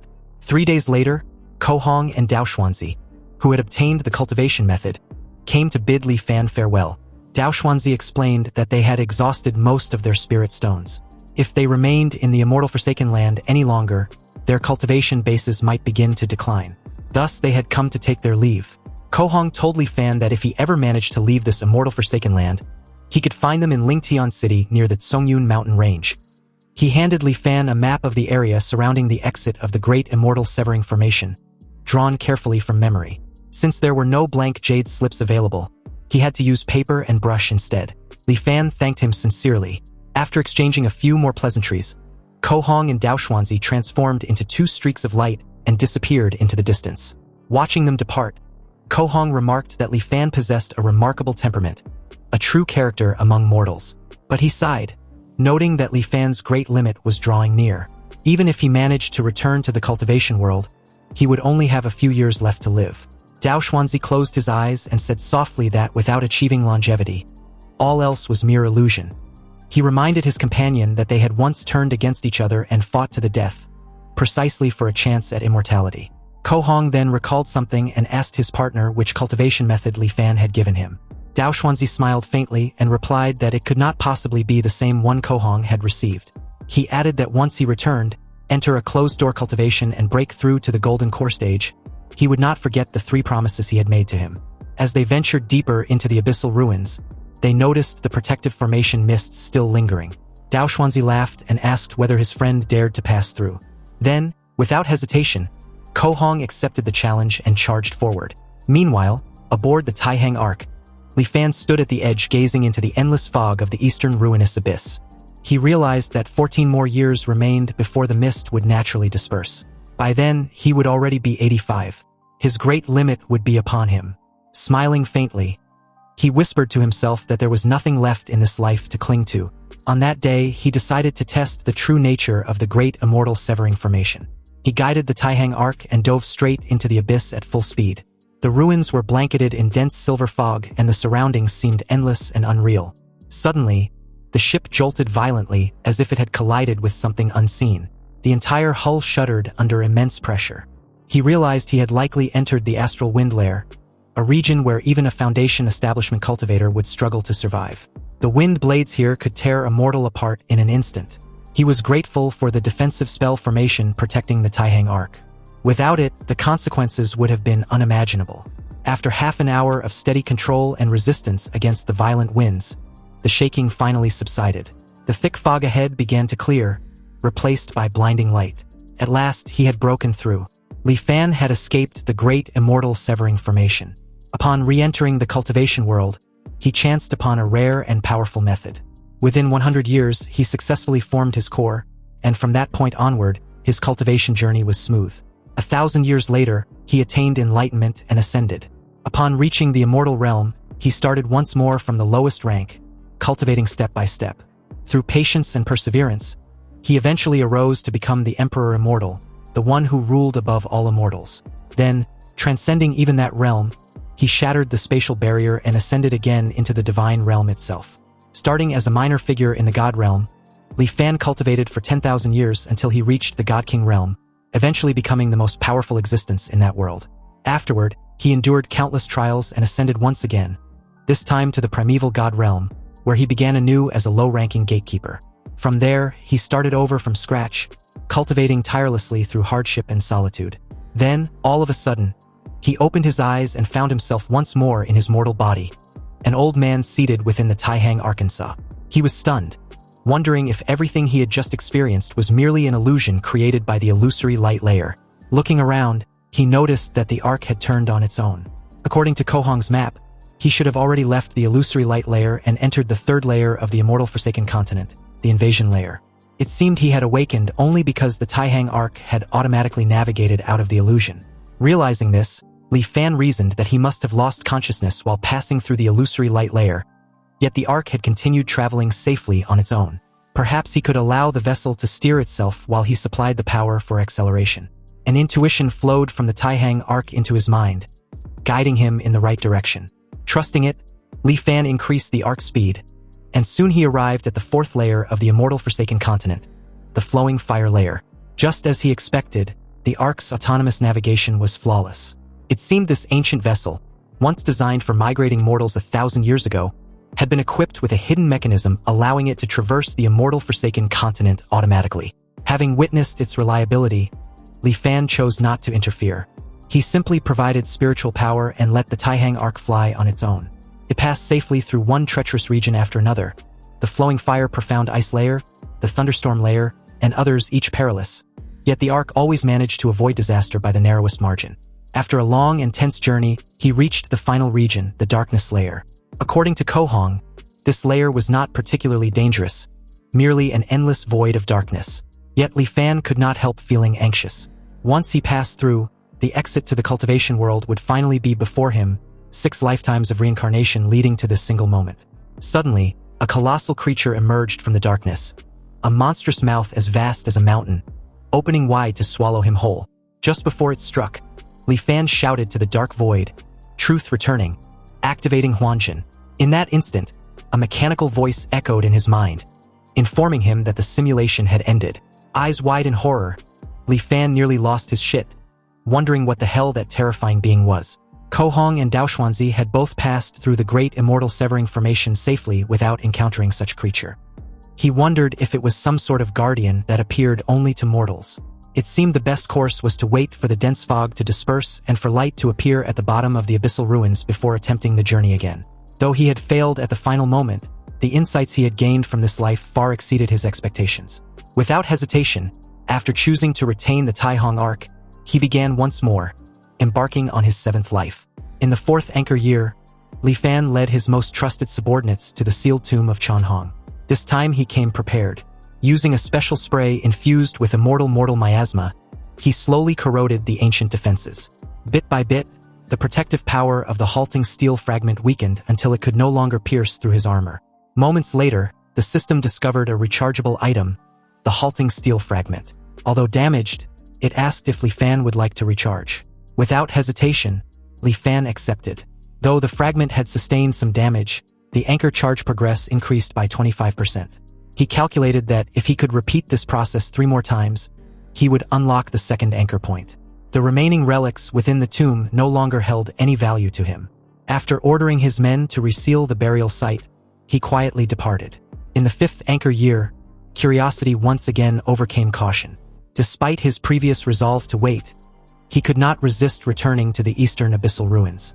This time he told himself he would only take a look and not descend. Yet as he approached, he noticed that the dense mist beginning to clear away. He stood there in silence, his heart pounding. At that moment, he thought that if he were to pilot the Taihang arc now, he could likely travel smoothly all the way to the immortal realm. He had already waited this long. Must he truly wait another 15 years? His expression hardened. So what if the Huanjin system wasn't fully charged? How could he ever reach the great Tao if he continued to act so timidly? Though anxiety crept into his chest, he steadied his resolve. He had already tested this path once in his previous life. As long as he avoids that unknown creature lurking in the darkness layer, he believed he could finally escape this immortal forsaken place. Just then, a dazzling golden light shined from the abyss ruins, and along with it, something deeply unsettling. As the golden light dissipates, the inscription, "The Path of Immortality was dead," appeared once more. Li Fan, finally back to his senses, wondered what just happened. Moments earlier, countless voices in his head were luring him into the abyssal ruins. If not for the light from the bottom of the abyssal ruins piercing through the great immortal severing formation, he would have been torn into pieces.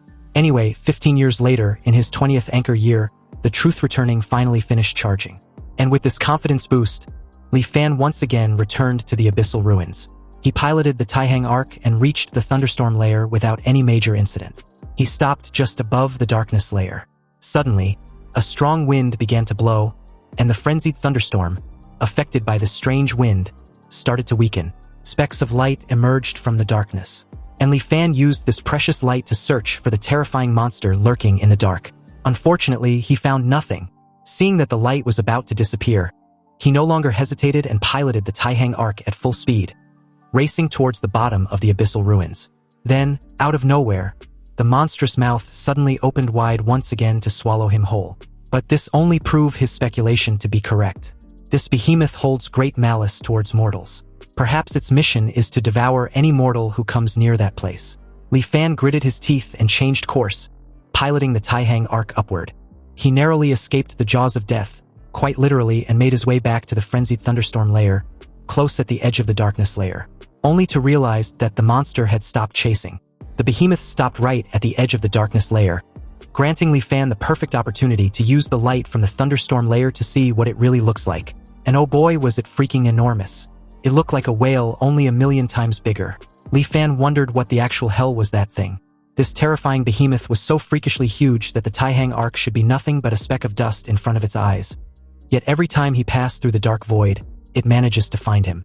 Even though Li Fan was a bit disheartened, he clenched his teeth in frustration and could only try other methods. Fortunately, he had plenty of chances to do just that. And just like that, over the next 15 years, Li Fan tried to force his way through the darkness layer countless times. But during this time, The time it took for the giant whale to find him after he entered the darkness layer greatly decreased. So, left with no choice, he could only return in defeat after a brief struggle with the giant whale. In his 35th anchor year, at the edge of the thunderstorm layer, Li Fan noticed that only on the day the white mist recedes does the giant whale seem to be delayed by something, discovering him only after a while. With this extra bit of time, he believed perhaps he could fly to the bottom of the abyssal ruins. This time, he decided to go all out and charge straight through at the fastest possible speed to cross the darkness layer before the giant whale could react. He managed to plunge through for the longest time and even saw an illusory scene which appeared below, getting closer and closer. But the giant whale's terrifying cry rang out once again, and along with it, its freakishly wide-opened mouth. Then it was too late. Activating the Huanjin system, he was informed that the simulation had ended. Returning to the virtual simulation space, Li Fan forgo the selection and accelerate the charging progress. He noticed that the upper limit of his psychological age didn't increase. It seems he had already reached the limit, so it wasn't increasing anymore. With a determined look, he lets out a heavy sigh, already aware that he had 748 years to squander. On his 8th lifetime, in the 4th anchor year, he opened Shenhong's tomb once more and accepted the recharged prompt. With his anchor charge progress now at 51% and the current anchor points still at 1, Li Fan took solace that at least his 8th lifetime wasn't a complete waste. In the 5th anchor year, the day the white mist receded, the void transformation charge progress was already close to 90%. But anything less than 100% makes no real difference to him, so he can only wait patiently. In the 20th anchor year, Li Fan tried and failed. In the 35th anchor year, he tried again and failed miserable again. However, these attempts weren't completely useless. At the very least, his control over the Taihang arc became more and more proficient. In the 50th anchor year, Li Fan chose not to force his way through the darkness layer again. He was already old, and his reflexes and mental acuity had declined sharply, so there was no chance of success. He chose to meet his 2 old acquaintances to see if he could get any clues from them. As he watched them from below, hearing their opening sentence just now, Li Fan suddenly feel a bit nostalgic. Anyway, as before, he used the pretext of a core formation method to lure the two to the Grand Tutor's manor. And after 3 rounds of drinks, he took out a scroll with a painting of the behemoth and inquired about it. Li Fan further explains that his ancestor once said on his deathbed that if he ever had the chance to escape the immortal Forsaken Land, he wouldn't need to worry about anything else. With the protection of their sex Taihang arc, he would be safe. But the final layer, where a giant whale lurks, requires the utmost caution. The 2 cultivators were extremely unsettled with this knowledge, completely unaware that there was such a ferocious beast in that pitch-black, empty place. And how come they didn't see it? A sudden realization struck Dao Xuanzi, and Li Fan was quick to notice. It looks like the Sword Dao cultivator seems to know of the beast. Dao Xuanzi calmly explains that he had only seen records of it in an ancient text, and it was said that in ancient times, there was a sect named Beast Taming. The Beast Taming sect had no profound cultivation methods. Relying solely on their beast taming art, they could control the exotic beasts of heaven and earth to fight for them. And among the most famous exotic beasts controlled by the Beast Taming sect, this giant whale seems to be one of them. In that moment, Ko Hong seems to also have a faint recollection on the topic. He recalled the name of the beast to be a rift-splitting whale. Li Fan then asked if either of them knew how to avoid this rift-splitting whale. But to his dismay, they replied that they've only heard fragments about such beast and had no reliable insight. After all, such an exotic beast disappeared from the cultivation world thousands of years ago. Upon hearing this, Li Fan lets out a sigh and raised his head in disappointment. In the end, he still had to rely on himself. Anyway, after handing the cultivation method to Dao Xuanzi and sending the 2 away, Li Fan chose to end his 8th lifetime. And in his 9th lifetime, he opened Shenhong's tomb again, wanting to absorb the halting steel fragment to charge up. Unfortunately, the truth-returning system had no reaction. In his 20th, 35th, and 50th anchor year, he tried repeatedly, but could not break through the darkness layer. In the 65th anchor year, Li Fan was already 85 years old, and his life was nearing its end. Since he was too old, he could no longer outwit or outfight the giant whale. Li Fan decided not to force it. He will just completely give up control of the Taihang arc and let it slowly drift towards the bottom of the abyssal ruins from the start, drifting through the astral wind layer, the illusory light layer, the inversion layer, the flowing fire layer, the profound ice layer, the thunderstorm layer, and the darkness layer. But to his incomprehension, the rift-splitting whale was nowhere to be seen. Li Fan, absolutely mind-boggled and in a daze, kept wondering what was happening. Why didn't the rift-splitting whale appear this time around? He was almost at the very bottom of the abyssal ruins and could even see the exit. Li Fan decided not to miss this amazing opportunity. So, with every ounce of energy he had left, Li Fan sped up full throttle ahead. But to his confusion, the rift-splitting whale suddenly appeared right behind him, closing in fast. It opened its freakishly enormous mouth, wanting to swallow the Taihang arc whole. Meanwhile, Li Fan was still puzzled as to why it suddenly discovered him. That's when it clicks, realization hitting him like a thunderclap. This rift-splitting whale cannot see, or rather, it ignores objects moving at a constant velocity. So as long as he maintained the same speed, he can pass through the darkness layer of the Great Immortal Severing Formation safely. Li Fan, overwhelmed with this realization, couldn't help laughing wholeheartedly. He couldn't even believe that the last shackle keeping him in the immortal Forsaken Land was completely broken by him. Anyway, back to the rift-splitting whale, it eventually closed its mouth but missed the Taihang arc spectacularly. And amidst Li Fan's wild laughter and the giant whale's roar, the Taihang arc broke through the rift between the two realms and headed straight for the cultivation world. But in that very moment, Li Fan's surroundings blurred, and it was as if he had instantly crossed the distance of several worlds. Under immense pressure, blood streamed from his nose, eyes, and mouth, but he paid it no mind. Looking back at the Great Immortal Severing Formation, his perspective was now infinitely elevated. However, at that moment he saw a sight he would never forget. It was the rift-splitting whale, hundreds of them, actually, thousands upon thousands of rift-splitting whales, carving out patches of dark space from the void and the immortal Forsaken Land he just came from. From the perspective of the cultivation world, growing ever more distant. Soon, the Taihang arc suddenly emerged from an abyssal ruin similar to the ruinous abyss in the immortal Forsaken Land. And as it briefly traversed in the immortal plains, Li Fan, at death's door, smiled in sheer delight. He had finally entered the cultivation world, even though it was extremely brief. To be able to see it before dying meant his ninth life wasn't lived in vain. And with that, he activated Huanjin, ending the simulation. Li Fan was immensely satisfied with this outcome. 9 lives and nearly 500 long years, he had finally touched the threshold of cultivation. Anyway, according to his previous plan, he was going to choose to speed up the charging progress. But after seeing the list of selectable items, he now hesitated. As the system gave him another 4 options to choose from, Li Fan was shocked to see the halting steel fragment as an item he could retain. So after some thought, he decided to choose to retain the steel fragment, simply because it was a good chance to verify a certain guess in his heart. And with that, his 10th life began. Since he didn't choose to accelerate charging, he need to wait 20 years for it to complete.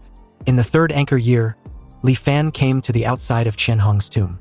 He didn't choose to use the immortal miasma to break into the tomb, but instead directly took out the halting steel fragment from the Huanjin system. After this steel fragment brought from his previous life appeared in the world, a wondrous change occurred. It actually began to slowly dissipate, like a block of ice under the scorching sun. And the formation generated by the halting steel fragment inside Qianhong's tomb clearly grew much stronger.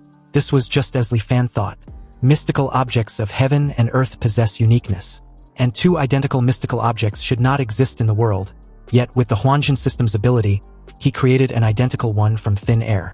The consequence was that the 2 mystical objects spontaneously merged, ultimately becoming one. Afterward, Li Fan ordered his subordinates to use the immortal miasma spray to break into the tomb. It took a considerable effort to slowly wear down its power. Entering Qianhong's tomb, the halting steel fragment's appearance hadn't changed much. It just looked slightly less damaged, and it seems the Huanjin system still can't absorb it. And from the looks of it, the halting steel fragment needs to be repaired more completely before it has new energy for Huanjin to absorb. Li Fan then stored this strengthened version of the halting steel fragment in the Taihang boat, as part of his belongings for the future trip to the cultivation world. In the 20th anchor year, the Huanjin system was nearing its charging completion. So Li Fan ruthlessly investigated and purged a batch of corrupt officials and powerful landlords, taking all the gold, silver, and jewels their families had accumulated over generations. This was because he would still have to deal with mortals after arriving in the cultivation world. So gold, silver, and other valuables must be prepared in advance. Besides money, food was also essential. But grain was the foundation of the nation, and besides, he was asking for far too much at once. The officials all submitted memorials in opposition. But Li Fan didn't waste words. In front of all the civil and military officials, he expanded the Taihang boat to its maximum size, suspending it in the air above the imperial palace. After the common people saw this, they all knelt and kowtowed. And when the civil and military officials in the court saw such immortal methods, they all changed their attitudes. They proactively and diligently helped him prepare the grain. With the officials' proactive help, plus the execution of a batch of profiteering merchants, the Taiyan boat was finally stuffed full. All preparations were made. Li Fan had no more ties to the mortal world. Piloting the Taiyan boat, he once again came to the skies above the ruinous abyss. He relaxed his mind and let the Taiyan boat autopilot at a constant speed. It only took a few hours, but in his eyes, it felt even longer than the hundreds of years he had experienced before. The tearing sensation of crossing between two worlds washed over him. But this time around, he gradually adapted to it. After a long wait, he finally passed through the immortal extinction Great Formation and arrived in the cultivation world. However, after getting a clear look at the surrounding scenery, he was a bit dumbfounded. He wondered what was going on. Why was the place he emerged from completely different this time around? He couldn't even find the location of a sea on Kohong's map either. But since he can only take it one step at a time, Li Fan dropped the issue. He wondered if he could find an inhabited place before the spirit stones in the Taihang boat run out. On the vast sea, he randomly picked a direction and piloted the Taihang boat, flying while searching everywhere for traces of cities. The sea was truly vast and boundless, and he flew for 7 days and 7 nights without seeing any sign of human habitation. After another 10+ days like this, the Taihang boat's speed grew slower and slower as it was about to run out of power. Fortunately, just at this desperate moment, the faint shadow of a ship finally appeared on the sea in the distance. When Li Fan looked at the ship with his telescope, he was speechless. It was an actual ship, but in the process of sinking. It seemed to have been attacked because there was a large hole in the hull, and 2/3 of it was already submerged. In the water around the ship, dozens of people were struggling, clearly the ship's crew and passengers. At that moment, one of the passengers assured the rest not to be afraid. They should just hold on a little longer.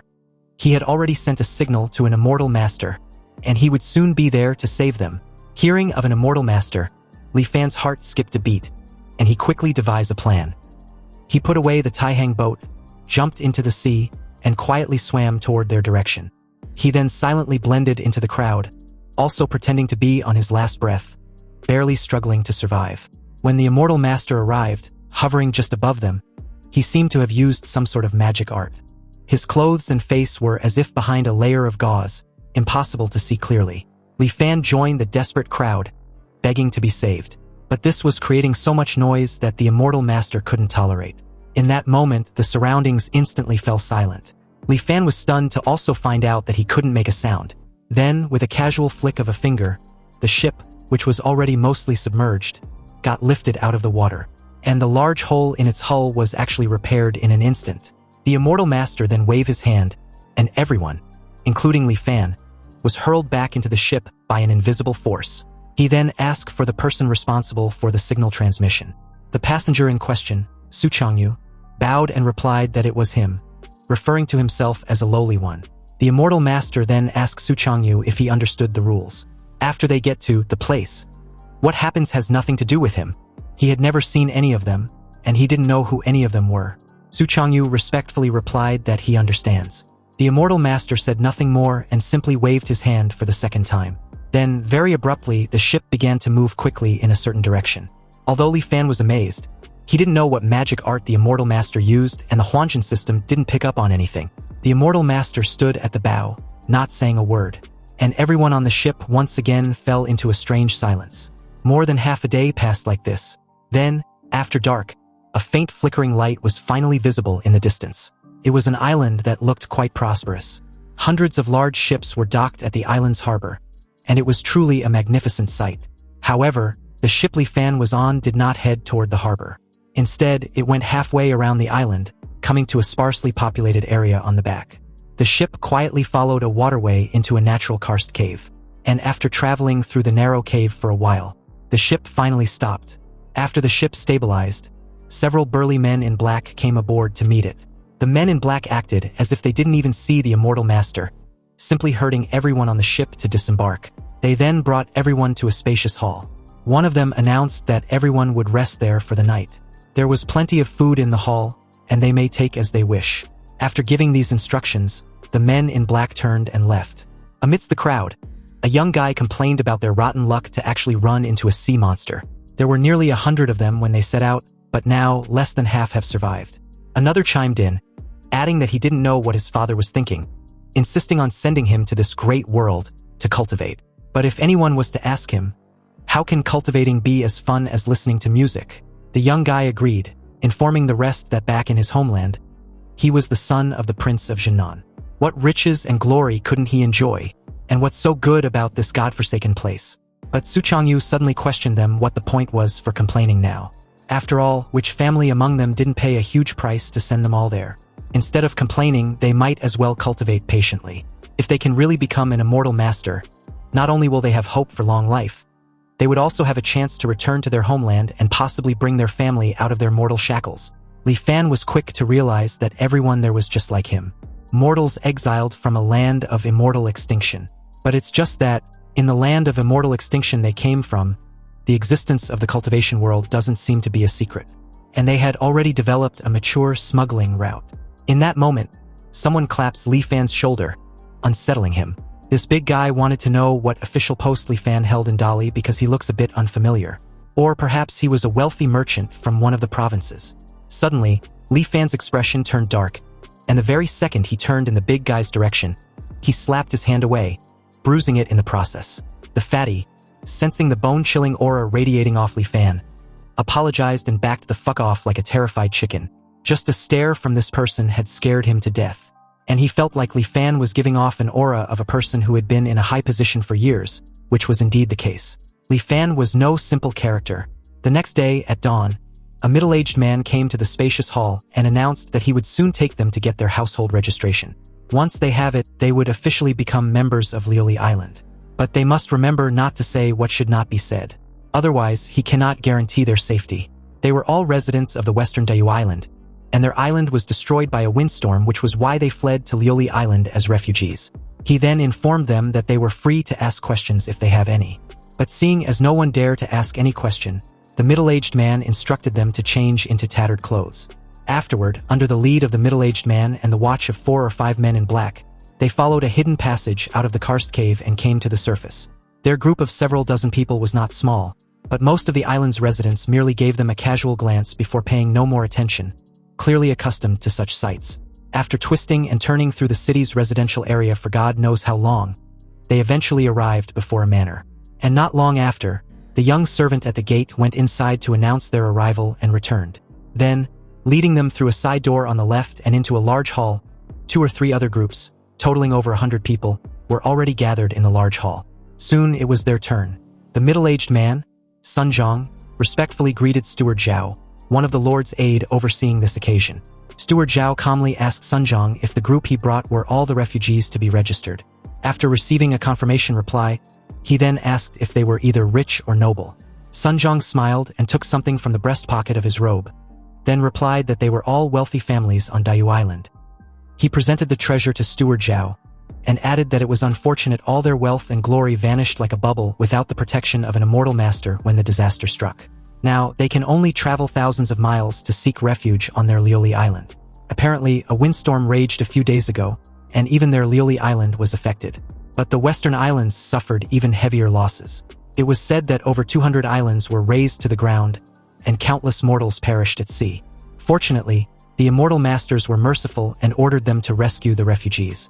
Steward Zhao stated that it was a good thing that Sun Zhang's Tianbao Lu was so dedicated, but he should rest assured he would report this truthfully to the island lord. And when the immortal master's rewards are handed down, Sun Zhang would surely get his share. Afterward, Steward Zhao began processing the registration procedures for everyone. Before long, it was Li Fan's turn. When Steward Zhao looked up at Li Fan's demeanor and composure, he instinctively felt an aura of an important person.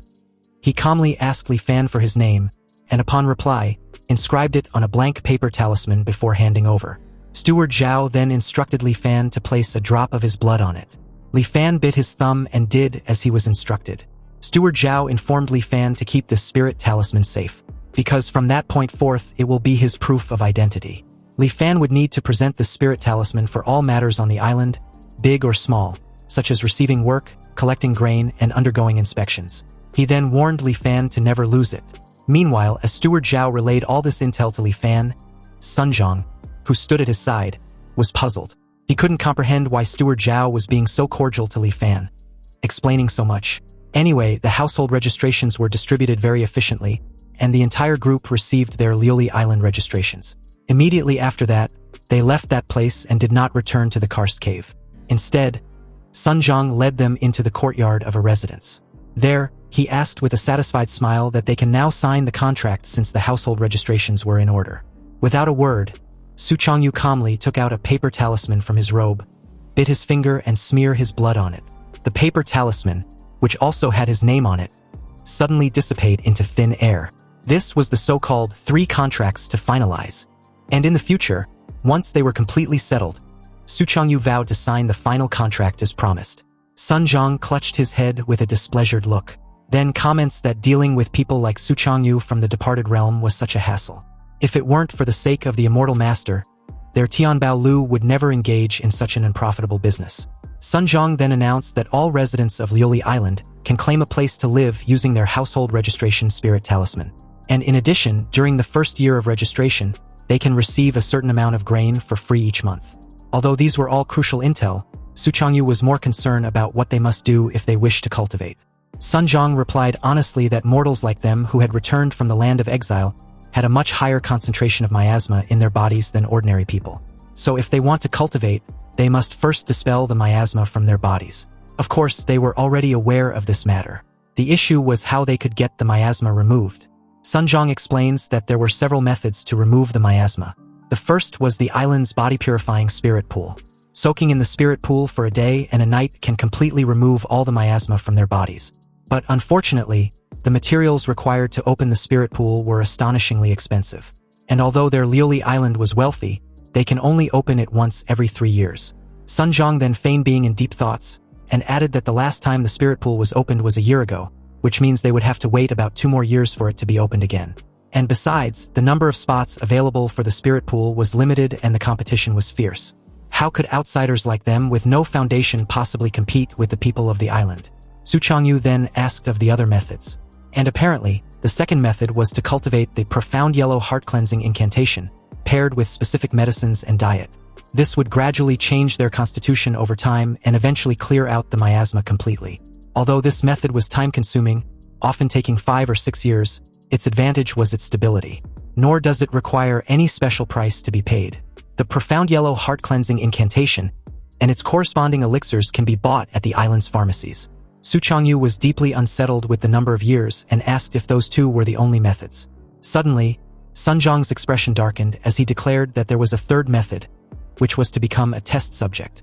Reiterating what they just heard, the entire group was deeply shaken as Sun Zhang confirms his earlier words, explaining that some immortal masters were very interested in the miasma inside a mortal's body. And every year, volunteers are selected from the mortals on the island to serve as test subjects. The immortal masters use special methods to extract the miasma from the test subjects' bodies for research. It only takes a few months to completely drain the miasma from a test subject's body. However, the process was excruciatingly painful, and it was a state of being unable to live and unable to die. Often, the vast majority of people can't endure until the miasma is fully extracted and are driven completely mad by the torture. Once again, Su Changyu asked if there wasn't any other method as Sun Zhang added somewhat skeptically.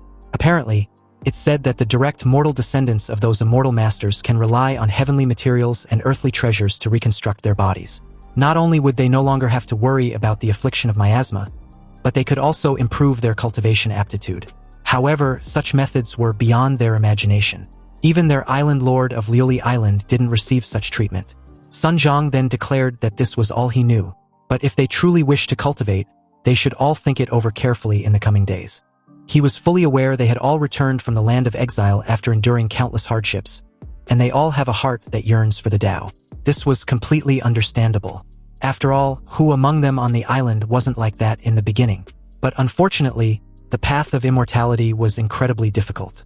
Even if they managed to remove all the miasma from their bodies, very few can sense the spiritual energy of heaven and earth and guide it into their bodies. So why seek out trouble?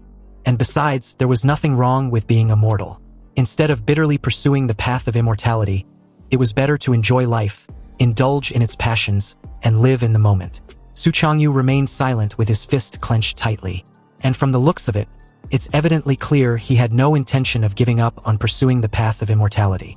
Anyway, after Sun Zhang left, the crowd dispersed. Li Fan asked around and found the place claiming to have free housing. He showed his spirit talisman and was then led by a guide to the residential area in the northern part of Lioli Island. Countless houses were densely packed there, and most of these houses had only one room, but fortunately, they all had small courtyards enclosed by walls, so they didn't seem too shabby. After handing him the key, the guide left. Inside, the room was very simple, with only a bed and a few tables and chairs. But at least he had settled down without much trouble. And it was all thanks to those people from the departed realm. Unfortunately, aside from Su Changyu, this group seems to be entirely mediocre, with no heart for the Tao, incapable of achieving anything great. However, since his primary goal now was to remove the miasma from his body, Li Fan was seriously considering the spirit pool. And although the spots for entering the body-purifying spirit pool were precious, the treasures he had plundered from within the Taihang Arc were countless. So forcing his way into a spot shouldn't be too difficult. However, the downside was that it's too conspicuous. And as they say, one shouldn't flash his wealth. Li Fan had yet to have any foundation on Lioli Island, so suddenly revealing too much wealth will surely attract prying eyes.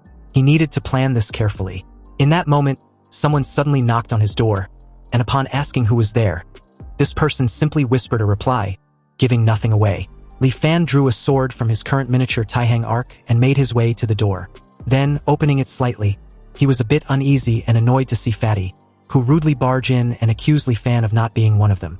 He was confident that Li Fan wasn't from the departed realm. And with his brow furrowed, he asked who Li Fan really was, and his purpose in sneaking onto Lioli Island. Li Fan, with a darkened expression, ignored the question and asked one of his own, wanting to know how Fatty knew he wasn't from the departed realm. Fatty explained that when they fell into the water, he vaguely saw Li Fan suddenly emerge from underwater. At first, he thought it was an illusion, but later, after thinking it over carefully, he realized Li Fan wasn't in their group when they left the departed realm. It seems this Fatty was quite astute and sharp-minded, but completely oblivious to the edgy and chilling tone in Li Fan's voice. And to make matters even worse, he proceeded to reveal that he was the only person who noticed Li Fan had snuck in, completely fucking himself over. When he was even asked about being absolutely sure, this idiot proudly confirmed it, unaware of Li Fan's looming figure with a sword as he called the others fools for not noticing. That's when a sword was plunged straight through his chest from behind. Fatty's face turned ashen before dropping lifelessly on the floor, permanently offed. Li Fan placed the sword back inside the Taihang Arc, then Fatty's corpse, thinking of how utterly clueless he was. Relying on a bit of cleverness, Fatty discovered Li Fan might have snuck in under a false identity, and he couldn't wait to come and threaten him. He didn't even stop to think that people from the departed realm also get their household registration by falsely claiming to be refugees. Now that Fatty had a Lioli Island household registration, he really thought of himself as a native. Anyway, that immortal master whose face was unclear, the one who came to meet them, and Sunjong's Tianbao Lu, they all acted very cautiously, afraid of being found out. Clearly, the identity of being immortal from the land of exile was something that must be kept secret. So the Tianbao Lu and that group from the departed realm wouldn't dare to investigate this with great fanfare. Even if they investigate and find out Fatty came to see him before he disappeared, as long as Li Fan insists he never saw him, they can't do anything to him because not even a body can be found.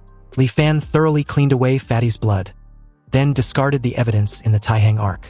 A few days passed, and just as Li Fan expected, aside from Su Changyu who came to ask him a single question, Fatty's mysterious disappearance didn't attract anyone else's attention. During these past few days, he had been inquiring about various matters on the island while planning how to reasonably use the treasures from the Taihang Arc. Gradually, he came to have a general understanding of this Lioli Island where he was at present. This sea region was called the Zhongyun Sea. It was vast and boundless, with tens of thousands of islands scattered across it. Lioli Island was located in the south-central part of the Zhongyun Sea and was of medium size. It was named Lioli Island because the surrounding waters were abundant with a type of delicious fleshy fish called the Lioli fish. These Lioli fishes were very popular among mortals, and certain elixirs refined by immortal masters also used the Lioli pearls which occasionally form inside their bodies. Therefore, the immortal master presiding over Lioli Island must collect a certain number of Lioli pearls each year. Going out to sea to catch Lioli fish was the most popular job, and one only need to turn over 70% of the catch, and keep the remaining 30% to sell. But unfortunately, going out to sea requires large boats, and the schools of Lioli fish were unpredictable. Finding the schools requires a special spirit lure from the island. The spirit lure was only distributed by the Lioli Manor when going out to sea and was collected upon return. Private fishing was not allowed. If caught, the penalty was immediate execution. Therefore, Fishing for lioli fish can only be done with permission from the lioli manor. A few days ago, a fleet that went out to sea not only returned with a great haul of lioli fish but also encountered a shipwreck.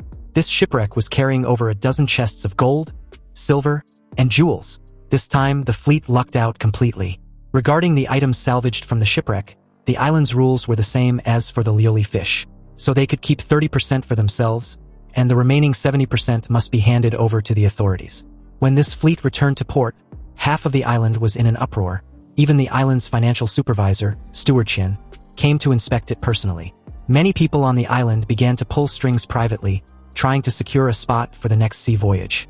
So with this intel, Li Fan deduced that as long as he can go out to sea alone, he can launder the treasures from the Taihang Ark through a shipwreck. But the only difficulty was how to obtain the qualification to go out to sea alone. There were too many people on the island who want to join the fleet. So after some casual inquiries, he learned the means to do so. Apparently, the key was the island lord of Lioli Island who had 3 trusted aides: Steward Zhao, Steward Zhou, and Steward Qin. Steward Zhao was in charge of personnel, Steward Qin was in charge of finances, and Steward Zhou was in charge of security. But the vast majority of spots for the fleet's sea voyages were in Steward Qin's hands. Steward Zhao and Steward Zhou have always wanted to get involved, but Steward Qin has maintained tight control, only allocating 1 or 2 fleets to them. Li Fan suddenly remembered the day of the registration and how Steward Zhao's attitude towards him was different from the others. And although he didn't know the reason why, he reasoned that perhaps he should go see him. But Steward Zhao wasn't someone the current Li Fan could see just because he wanted to. So Li Fan decided to go through Sunjong of the Heavenly Treasure Tower. However, at the entrance, he was given the cold shoulder and ordered to leave immediately due to his status. The guard, firm with his words, wanted to know who Li Fan was to want to see Sunjong.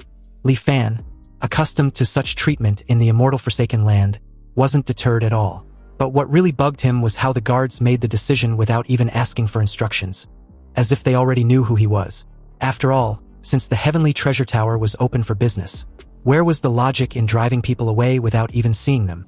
Li Fan wondered if something had happened, changing the tacit cooperation between Sunjong and the people from the departed realm, which inadvertently caused Sunjong to turn hostile and ignore him by association.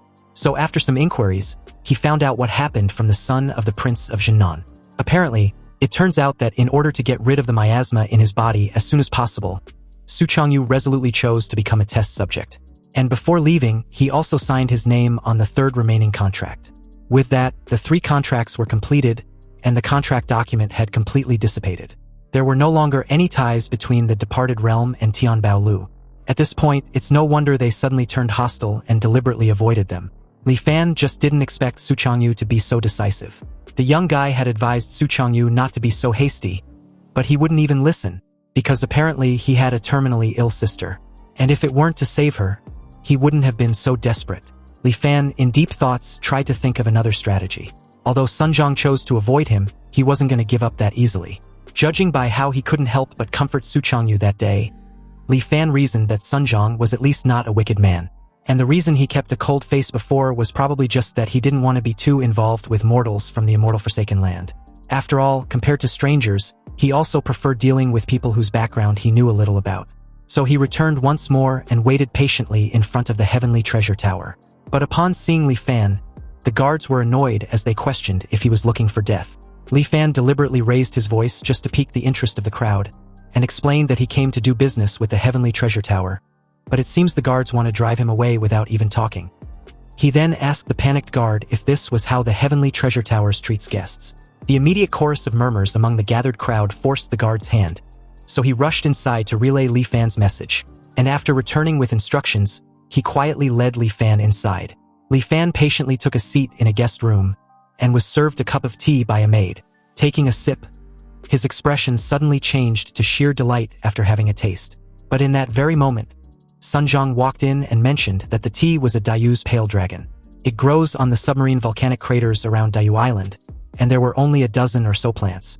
Now, with the destruction of Dayu Island, the Dayu pale dragon had temporarily become a unique rarity. Li Fan maintained his smile upon hearing this, then replied that he seems to be lucky enough to bask in Elder Sunjong's light. Sunjong, with a stern look, reminded Li Fan that their matters of Dali were finished. There should be no more entanglements between him and anyone from the departed realm. So why had Li Fan sought him out for the second time? Li Fan explained that he had been misunderstood because he was indeed there to discuss a business deal. Nothing more. Sun Zhang couldn't help staring at Li Fan with a mocking smile. Aside from Su Changyu, he simply couldn't comprehend anyone else from the bunch having any beneficial deal. However, upon seeing the way Li Fan just simply stared back at him made him falter for a slight moment. The two held each other's gaze for a brief moment too long before Sun Zhang reluctantly pulled up a chair to take a seat. He asked Li Fan what business deal he wanted to discuss. And like a man far beyond his age, Li Fan calmly pitched his idea. He first asked if the Heavenly Treasure Tower was interested in a quota for the seafaring fleet. And Sun Zhang explained that every time the fleet goes out to sea, not to mention the treasures that can be salvaged, just the lioli fish and other marine specialties were enough to make a fortune. So if he was to say that their Heavenly Treasure Tower wasn't interested, then it would be a lie. However, the fleet quotas were firmly controlled by Steward Qian. Let alone their tower, even Steward Zhao can only get 1 or 2 spots. Li Fan was a newcomer after all, so what ability did he have to dare scheme for it? Li Fan wasn't the least bit rattled with this intel and simply asked for a meeting with Steward Zhao. His expression firm and determined. He added that he had his own way to persuade Steward Zhao if he was allowed to see him. A deafening silence suddenly ensues as Sun Zhang stared at Li Fan with a furrowed brow, his decision unclear as he tried to gauge the weight of Li Fan's words. Then, very abruptly, someone authoritatively interrupted, drawing the gazes of the two men. This person, the shopkeeper, was a young woman with a veil covering half of her face. She told Sun Zhang to simply let Li Fan see Steward Zhao. After all, it wasn't a difficult thing to do. However, if Li Fan fails, he would be chopped up and thrown into the sea to feed the fish.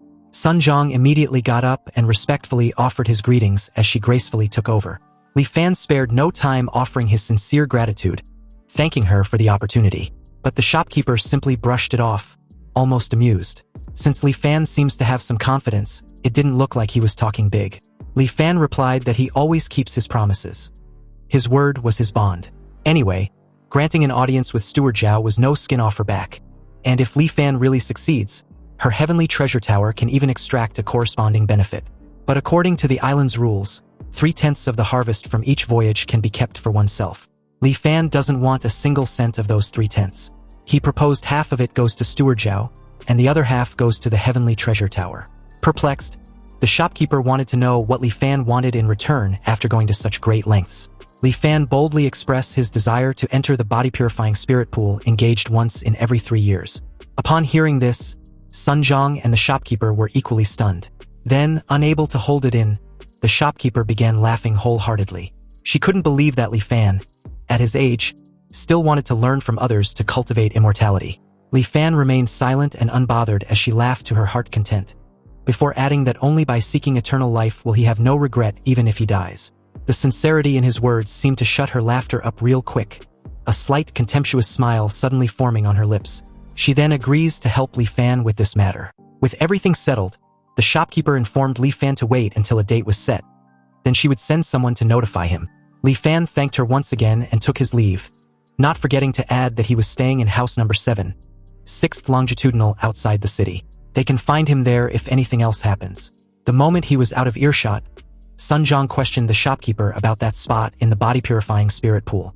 And she calmly replied that although the competition for spots in the body-purifying spirit pool was fierce every year, her Heavenly Treasure Tower wasn't without the strength to compete. If Li Fan can truly secure a seafaring fleet, then in just 5 years, the profits brought by the fleet would be enough to cover the cost of a spot. This business is a sure win with no loss. However, Sun Zhang immediately asked her what the matter was after her abrupt unease. And the shopkeeper could only explain that Li Fan's eyes looked quite scary, leaving Sun Zhang speechless. Anyway, on the way back, Li Fan stopped by a pharmacy and bought the profound yellow heart-cleansing incantation and the matching medicinal herbs. Even if everything goes smoothly, it will still be 2 years before the body-purifying spirit pool opens. So he might as well try cultivating it first to see the effects. Perhaps he might have amazing natural talent and can purge the miasma from his body himself without needing to wait for 2 years. For the next few days, Li Fan stayed at home, cultivated diligently, and waited for the indefinite meeting with Steward Zhao. But who would have thought that before Li Fan even meets Steward Zhao, he would hear a rather shocking piece of news. Su Changyu died, and when his corpse was sent back, only a twisted mass of flesh and blood remained. It didn't look human at all, and was truly terrifying. The flesh and blood would even twitch inexplicably, making one's scalp numb. And on top of that, The people from the departed realm were newcomers and couldn't even scrape together enough money to buy a grave plot. They originally planned to bury him at sea, but Li Fan couldn't stand watching that. So he took out some money to let Su Changyu rest in peace in the earth. Even though their encounter was brief, Xiaoheng, the heir to the Prince of Jinnan of the departed realm, was deeply shaken and cried miserably at Su Changyu's burial site. And as for Li Fan, he didn't particularly feel much, just a bit of a sigh. After all, he didn't know the guy, but the way Su Changyu conducted himself decently and had a firm will, it wasn't a stretch to consider him as a genius. Although not a genius rarely seen in a century, Su Changyu was definitely no mediocrity. Among the group from the departed realm, Li Fan originally thought Su Changyu was the most likely to make a name for himself. Yet such a person couldn't even survive the prerequisite requirement of cultivation purging miasma and died so silently. The path of immortality was truly difficult.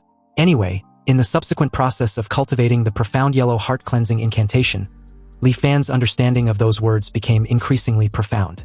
But facts proved that he wasn't some peerless genius either. For nearly a month, he lived in seclusion, cultivating this heart-cleansing incantation every day. So generally speaking, even those with mediocre aptitude would see obvious effects like improved spirits and faster thinking after cultivating for half a month. However, a month had passed, and Li Fan surprisingly didn't feel any changes. He wasn't anxious though, and just treated it as a mandatory daily cultivation task. Another half a month passed like this, and finally, the people from the Heavenly Treasure Tower arrived. And following a messenger, he finally met Steward Zhao in a courtyard owned by the Heavenly Treasure Tower. Li Fan respectfully greeted him, adding that it's been quite some time, but Steward Zhao skipped the pleasantries and went straight to the point. He'd heard from the people at the Heavenly Treasure Tower that Li Fan wants a spot for a seafaring fleet. It seems his appetite was quite big, but what backing did he have? Li Fan couldn't agree more, and although he didn't reveal any backing, he knew a fleet going out to sea seeks nothing but profit. So he was curious about Steward Zhao's thoughts on the profit for catching the lily fish compared to retrieving treasures directly from sunken ships on the ocean floor. Salvaging treasures were worth several regular fishing trips. But the issue was how could one encounter such a good thing every time? Steward Zhao had been on this island for over a dozen years, and from his memory, there had only been a few scant times with major harvests. But Li Fan confidently declared that if he were to command a fleet, he can guarantee that every time they go out to sea, they will bring back a certain amount of treasure. With an intense stare, Steward Zhao calmly strokes his beard and unexpectedly admits that Li Fan didn't lie. Although Li Fan didn't talk big, he was genuinely curious as to how Steward Zhao actually managed to discern the truth in his words. Steward Zhao explained that he was born with a pair of unique eyes that can recognize talent and distinguish truth from falsehood. Just now when Li Fan spoke, he only saw a soft white light emitting from Li Fan's body, proving that his words were true and harbored no ill intentions. To think there is such a unique art, Li Fan was amazed and a bit surprised as he recalls their first encounter. On the day of registration, Steward Zhao's attitude toward him seemed slightly different from the others. It seems he saw something then. Steward Zhao only saw that Li Fan was extremely wealthy and had quite a bit of blood on his hands. Obviously not an ordinary person. That's why he was a bit polite to Li Fan, forming a good karma in passing. In that case, on the day of the registration, Steward Zhao must have also realized that Sunjong from the Heavenly Treasure Tower wasn't speaking the truth. However, whether what Sunjong said back then was the truth or a lie, with an immortal master presiding over the island, they weren't afraid of trouble. As long as a person minded his own business, nothing will happen to him. And besides, gathering refugees was also the immortal master's order. So if Sunjong can bring so many refugees to his Liuli island, how could he make things difficult for him? Anyway, with this intel, Li Fan was wondering if Steward Zhao could consider the matter of the seafaring spot since he could see that he wasn't speaking falsely. Steward Zhao took a seat and replied calmly, pointing out the obvious. Li Fan was a newcomer with no foundation, so if he rashly hand a fleet over to him, it will certainly cause much dissatisfaction. He rather proposed Li Fan goes with the fleet the next time they head to sea. If he really can salvage treasure every time he goes out, then in just a few trips the crew will surely be convinced through his abilities. At that time, Li Fan can take over the fleet justifiably. Li Fan thanked Steward Zhao, and also complimented his thorough way of thinking. Back at the Heavenly Treasure Tower, the shopkeeper was absolutely shocked and bewildered to hear that Li Fan actually managed to convince Steward Zhao so easily. With a confirmation from Sunjong, the shopkeeper was now totally convinced Li Fan wasn't talking big, and indeed had the confidence to secure the fleet. At the same time, Sunjong also began to wonder what backing Li Fan actually had. The shopkeeper then instructed Sunjong to send Li Fan the title deed for the vacant courtyard on East Street in the city. This absolutely stunned Sunjong, who couldn't comprehend what he just heard. They spent a fortune to acquire that courtyard, preparing to use it to bribe Steward Shin. How can they just let Li Fan have it so cheaply? And even if they were to give it to him, they should wait until he helps them secure the fleet first. The shopkeeper, firm with her decision, instructed Sunjong to just do as he's told. If they really wait until then, a mere small courtyard won't be enough to befriend Li Fan. Sunjong sent someone to deliver the title deed to Li Fan, and Li Fan naturally didn't refuse the gift. Since he didn't have much to pack, he moved into the courtyard house on East Street that very day. Compared to the slums outside the city, the environment of this courtyard was more than just a little better. Afterwards, he politely declined the few maids sent by the Heavenly Treasure Tower. He settled down there quietly, waiting for the next time the fleet would set sail. Originally, Li Fan thought it wouldn't take long, but who knew an unforeseen event would push the date of the departure into the indefinite future. A massive windstorm hit Lioli Island, destroying everything in its immediate surroundings. It was so destructive that Li Fan could feel the tremors inside his new home all the way in the city. Alarmed by this disaster, he rushed outside to his courtyard, only to be startled seeing several strong storms just behind what appears to be some sort of a formation. And just outside the formation, the destructive power of the raging windstorm with little to no rain or snow was evident to see. Unlike Dayu Island, which got wrecked by a similar windstorm not long ago, Lioli Island is fortunate to have an immortal master who informed the islanders that the Grand Protective Formation had been activated, so there was no need to panic. They should simply hide inside their homes and not come out until everything quieted down. The residents of Lioli Island began praising and practically worshipping the immortal master as a merciful being. Back to Li Fan, who kept staring at the formation silently and filing anything he could learn from this experience, noticed that the blue light of the island's protection Grand Formation flows and turns, and the faintly emerging characters also look exceptionally profound and mysterious. Also, about the howling sound just now, like ghosts weeping along with the raindrops, have all been completely shut out by the light barrier. Meanwhile, outside was the violent storm, while inside was calm and tranquil. Li Fan questioned if this was the means of the immortals.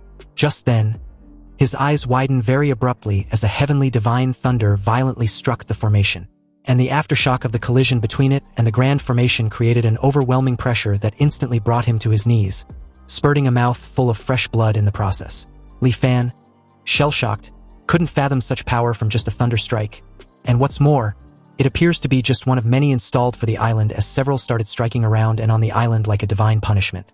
Li Fan gritted his teeth with uncertainty, wondering if his 10th lifetime was going to end there like this. Fortunately, the Island Protection Grand Formation was more reliable than he imagined. It actually held on without shattering. And just like that, time passed slowly, and although he didn't know how long, the great waves finally began to calm down, and it was only calming down, that's all. The windstorm came quickly but left slowly, and amidst the wind and rain, it was hard to distinguish day from night. Li Fan felt that a full 2 or 3 days had passed before the windstorm finally receded.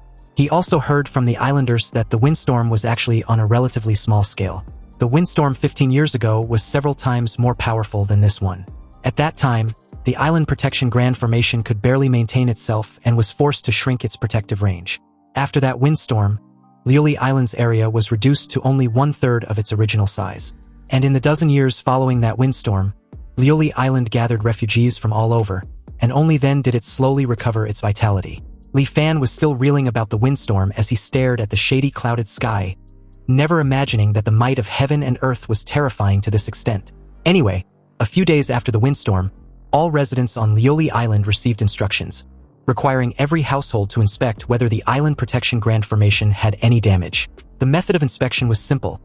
The Lioli Manor would distribute a spirit talisman, and one only needed to hang the spirit talisman in their home for a few days and nights, then observed if any red light would emerge.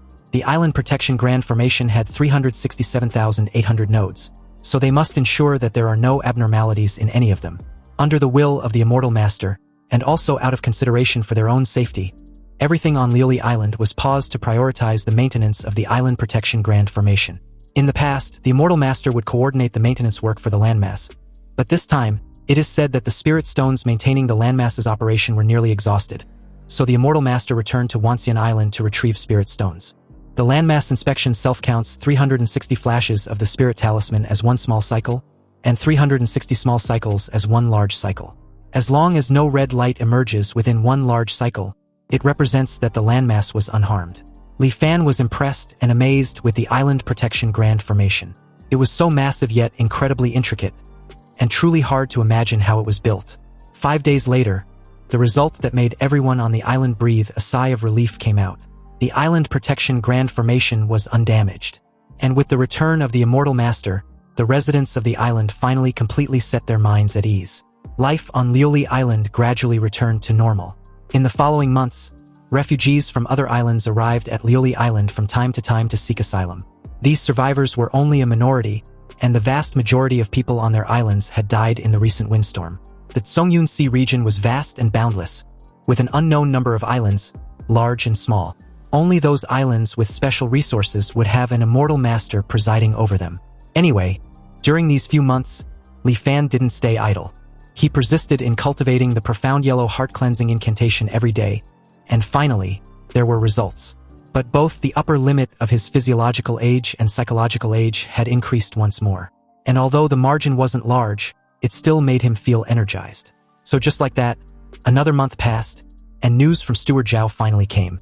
Apparently, the windstorm in the Tseongyun Sea had completely disappeared, and the fleet's next departure was imminent. 3 days later, on Lioli Island's pier, Li Fan met up with Tseongyun that Steward Zhao told him to come to, and after a few exchange, he boarded the ship.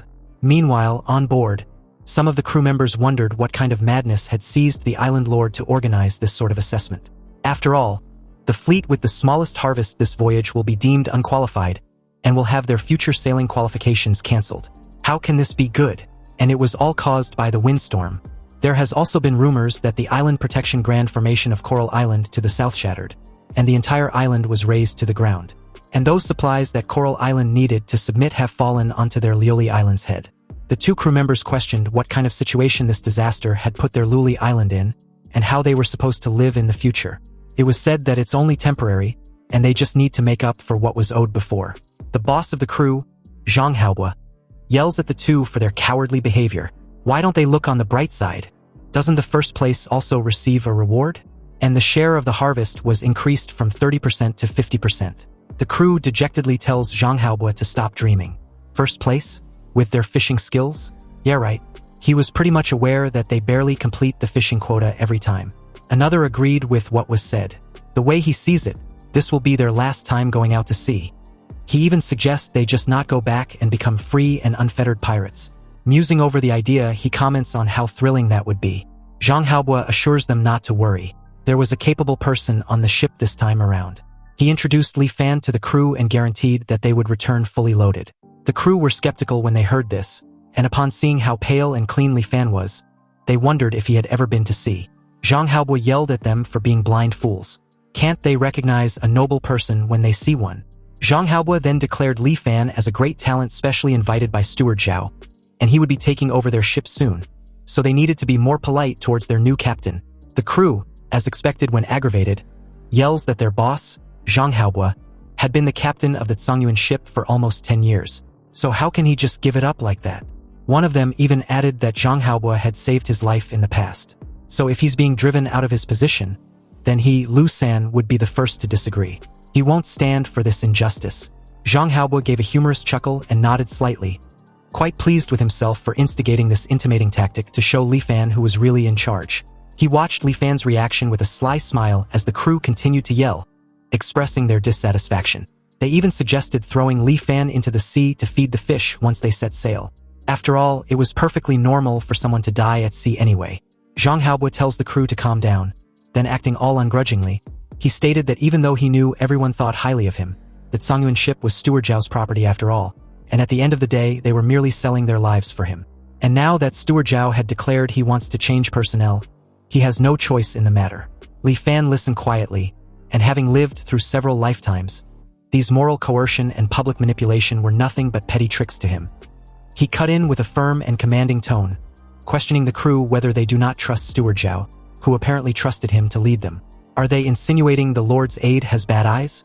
Since he had already promised Steward Zhao that he can find treasures every time they set sail, he certainly won't let everyone down by association. The crew immediately began to think things over as they seriously started to wonder if Li Fan was actually someone with some sort of skills. After all, Steward Zhao's eyes were incredible. and there's basically never a time his eyes had looked wrongly, so Li Fan's words was probably true. Meanwhile, Zhang Haobu's face had darkened when he realized that his sly tactics had gone to shit. It had failed spectacularly with just a few words from Li Fan, and this was pissing him off.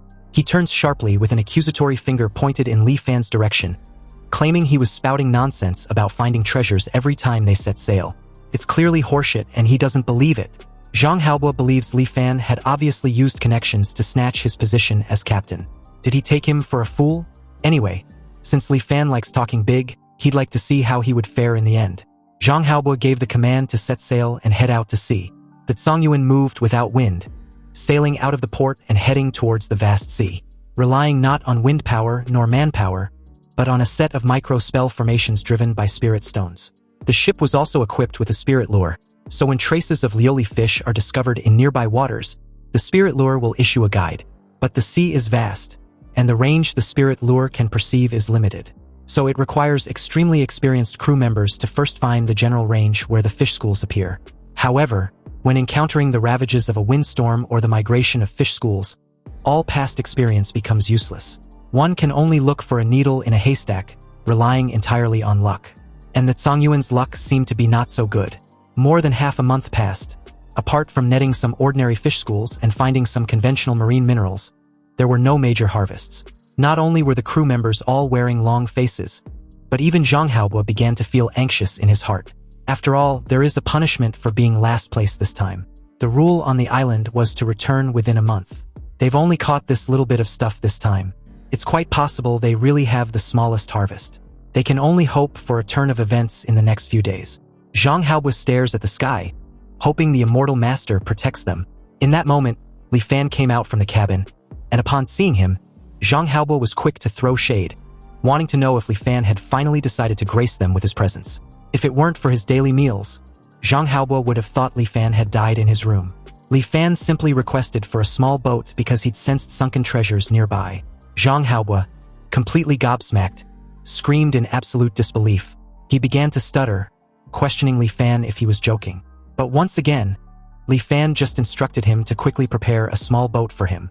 He had seen jewelries shining with brilliance under the deep sea, waiting for him to salvage it. The opportunity was fleeting, and the light of the treasures was becoming dim. Li Fan told him to hurry before he loses its bearings. Zhang Haobu immediately ordered the crew to prepare the boat at once. And in just a few minutes, the small boat was prepared with Li Fan on board. But before leaving, he told them not to follow and should simply wait for his signal. When they asked why, Li Fan replied that they were too noisy, and their noise could easily interrupt his line of sight. Obviously, this left the crew completely speechless. As Li Fan set off and out of earshot, Lu San asked Zhang Haobu if it was possible that Li Fan was running away by himself. Zhang Haobu dismissed this as silly talk. After all, the sea was vast and Li Fan didn't bring any dry rations along. So where could he possibly run off to? 2 hours later, the crew saw Li Fan's signal in a distance and quickly sailed the ship over. When they arrived at the spot, Li Fan pointed to a spot underwater and added that the treasure was there. Zhang Haobu instructed them to cast the net and prepare to make a dive. Less than an hour later, 16 chests of gold and silver were loaded on board. And as they shined brightly under the moonlight, Zhang Haobu, for the first time in his life, couldn't help but seriously think about that Songyuan's stroke of good fortune. And it was thanks to Li Fan. He wasn't bragging and actually allowed the crew to return fully loaded. It seems everything he said was actually true. He can actually really find sunken treasures at the bottom of the sea. This kind of ability had undoubtedly made him an extraordinary person. An extremely extraordinary person just like Steward Zhao. In that moment, Zhang Haobu, completely humbled, was regretful for the way he had treated Li Fan. After all, it was rare to have a chance to meet such a noble person. And it was fine if he didn't grasp this opportunity, but to actually ridiculously think said person was there to snatch his tiny little fleet. Zhang Haobu felt a profound sense of shame and realized he needed to apologize immediately. So as soon as Li Fan boarded the ship once again, Zhang Haobu earnestly came to bow and apologize to him. After dismissing him pleasantly, Li Fan returned to his room to rest. After all, having obtained the treasures, the Songyuan ship stopped fishing, and immediately turned around, setting course back to Lioli Island. Since the harvest this time was so great, the entire crew wasn't able to rest easy until they returned safely to the island. At the harbor, Zhang Haobu told them not to dock just yet. He then instructed Lu San to quietly slip into the water and go notify Steward Zhao. Lu San should ask him to personally send people to do the inventory. Lu San gave a nod and effortlessly left the ship. Zhang Haobo turned towards the rest of the crew and boldly declared that if nothing unexpected happens, their harvest should be the largest among the fleet that went out to sea this time around. And according to the rules, they get to keep 50%. If outsiders do the counting, they will inevitably deduct or miscalculate. Zhang Haobo doesn't feel at ease unless it's their own people. The crew cheered him on, agreeing wholeheartedly and claiming that even losing a little bit of their cut would distress them to death. After waiting for some time, the Zhongyuan docked at the shore, but the personnel for the routine inventory were blocked by Zhang Haobo and the crew members. When they questioned the meaning of what they were doing, the crew said nothing and still made no move of letting them on board to take the inventory. One of them deduced that judging by the ship's draft, that Zhongyuan returned empty-handed this time around also. And from the looks of it, Zhang Haobo's time as captain of the Zhongyuan ship was coming to an end as well.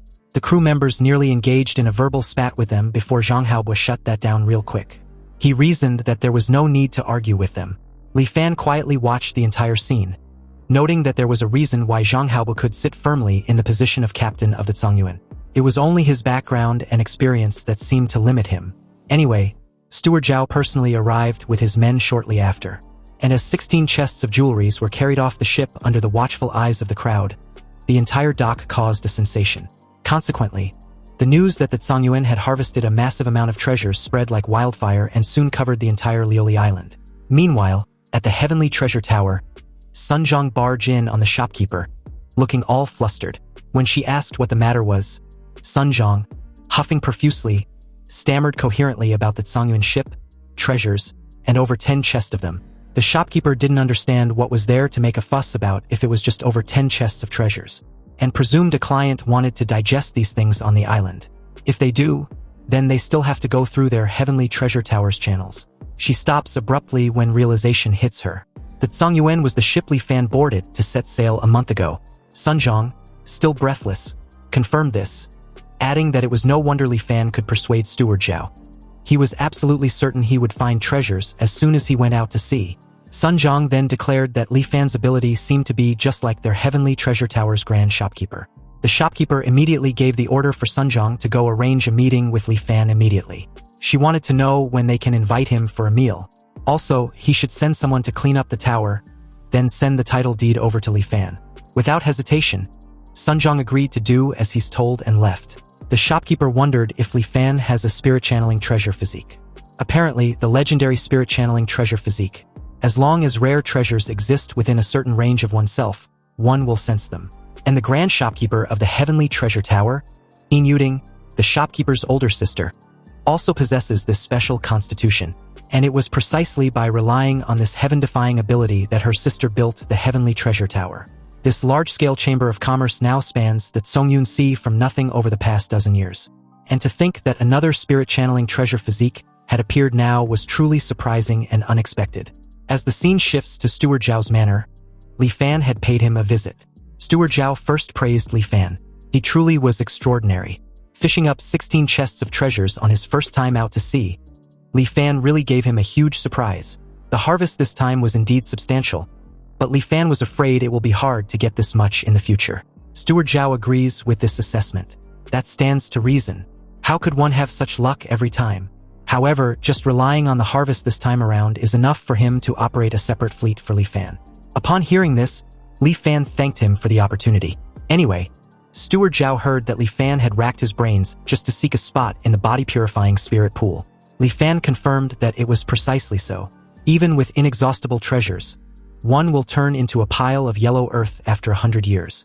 Only by seeking immortality, asking for the Tao, and witnessing eternal life is this trip to the world not in vain. Steward Zhao admired Li Fan's resolved determination.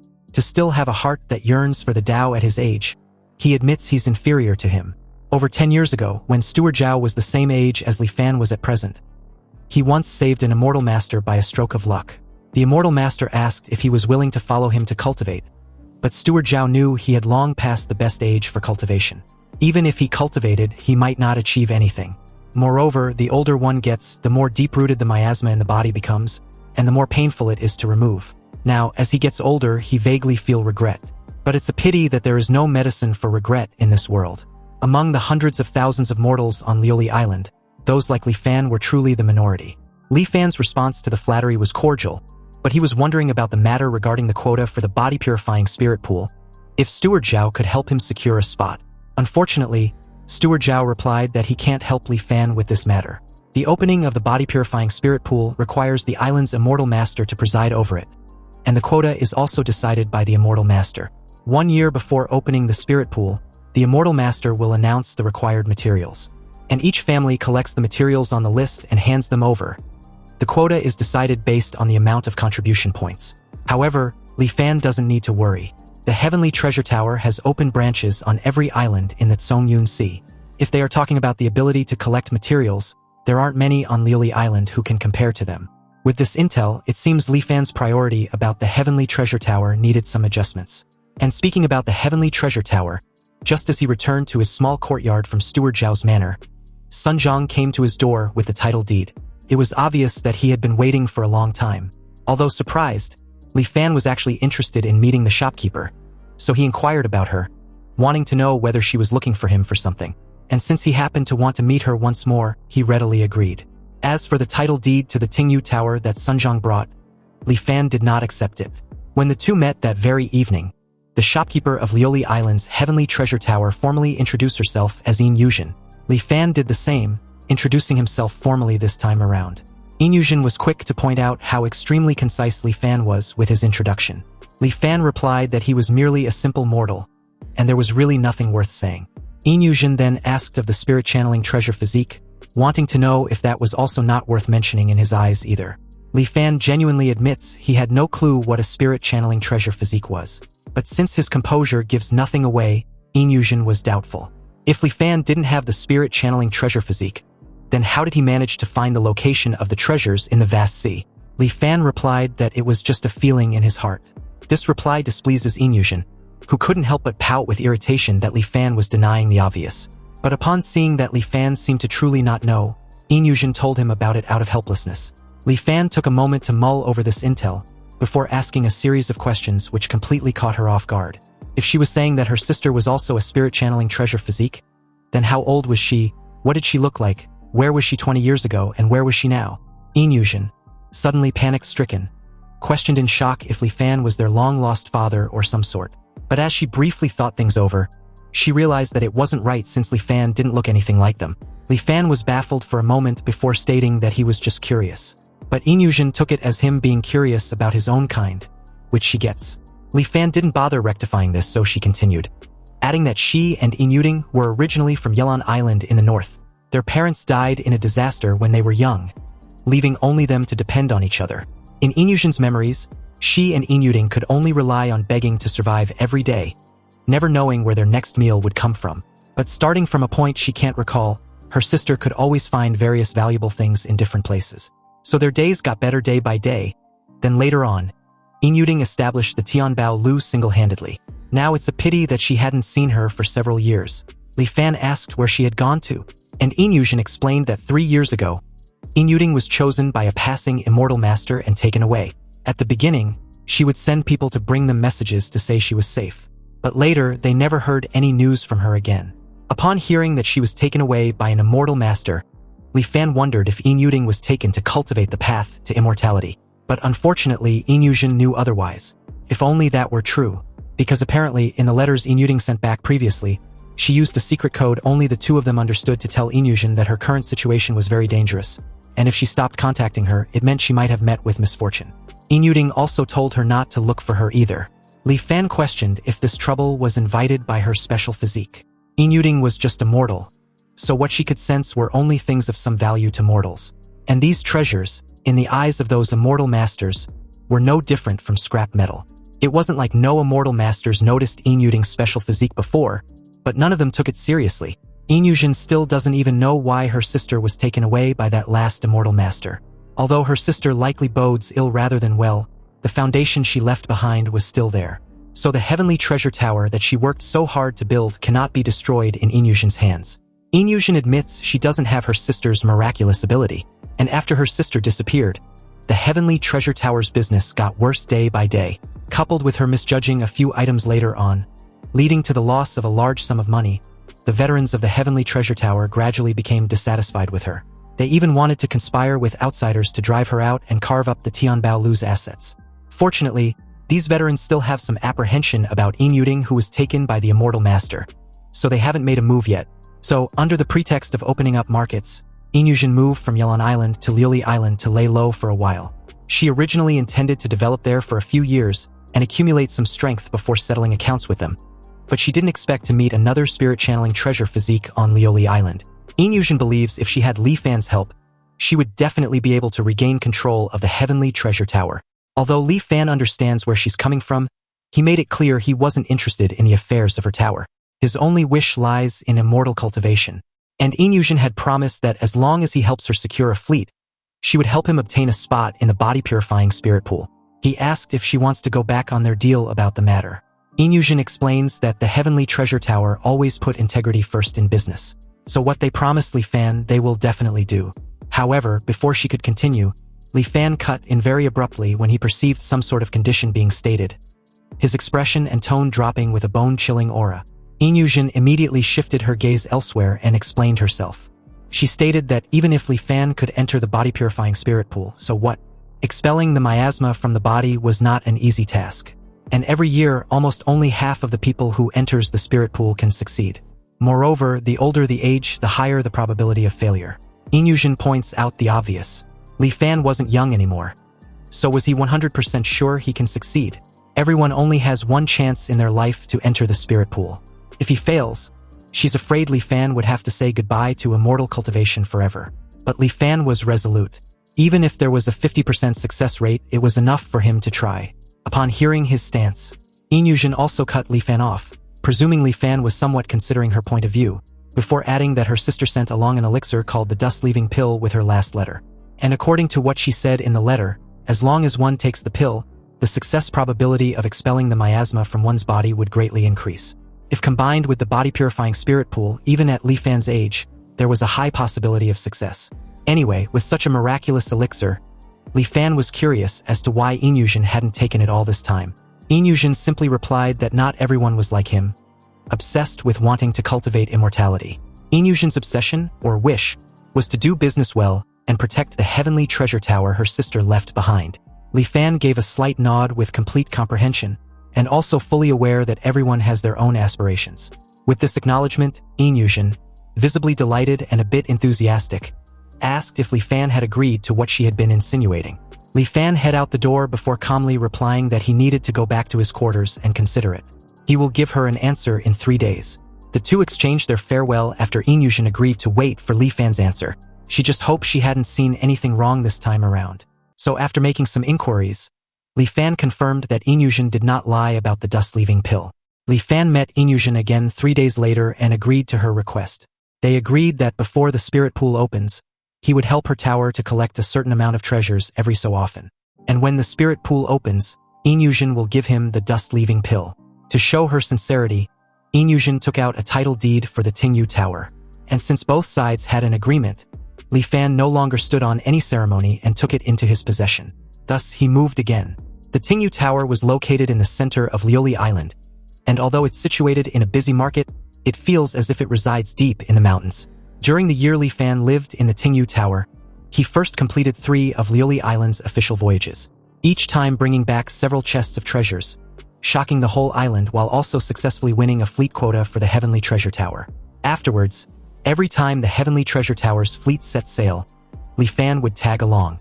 And in just a year, the Tianbao Lu earned a basin full of money, almost equal to the sum of the previous 5 years' earnings. Also, Li Fan established prestige in the hearts of every person at the Heavenly Treasure Tower. Everyone viewed him with both respect and fear. Li Fan also did not slack off on the matter of cultivation either. Over the past year, whenever he had free time, he painstakingly cultivated the profound yellow heart-cleansing incantation until finally, something happened that made him overjoyed. The charge progress of his truth-returning system accelerated. Before this, the charge progress of Huanjin relied solely on the natural passage of time to increase, reaching 100% every 20 years, and after slowly rising to the upper limit of 200%, it would increase no further. Li Fan had been in the cultivation world for over a year, and according to the previous pattern, the charge progress should be between 6 to 7%. But he discovered that the charge progress actually reached 15%. The charging speed was nearly twice as fast. Aside from the heart-cleansing incantation, he hadn't come into contact with anything else that could be helpful for this.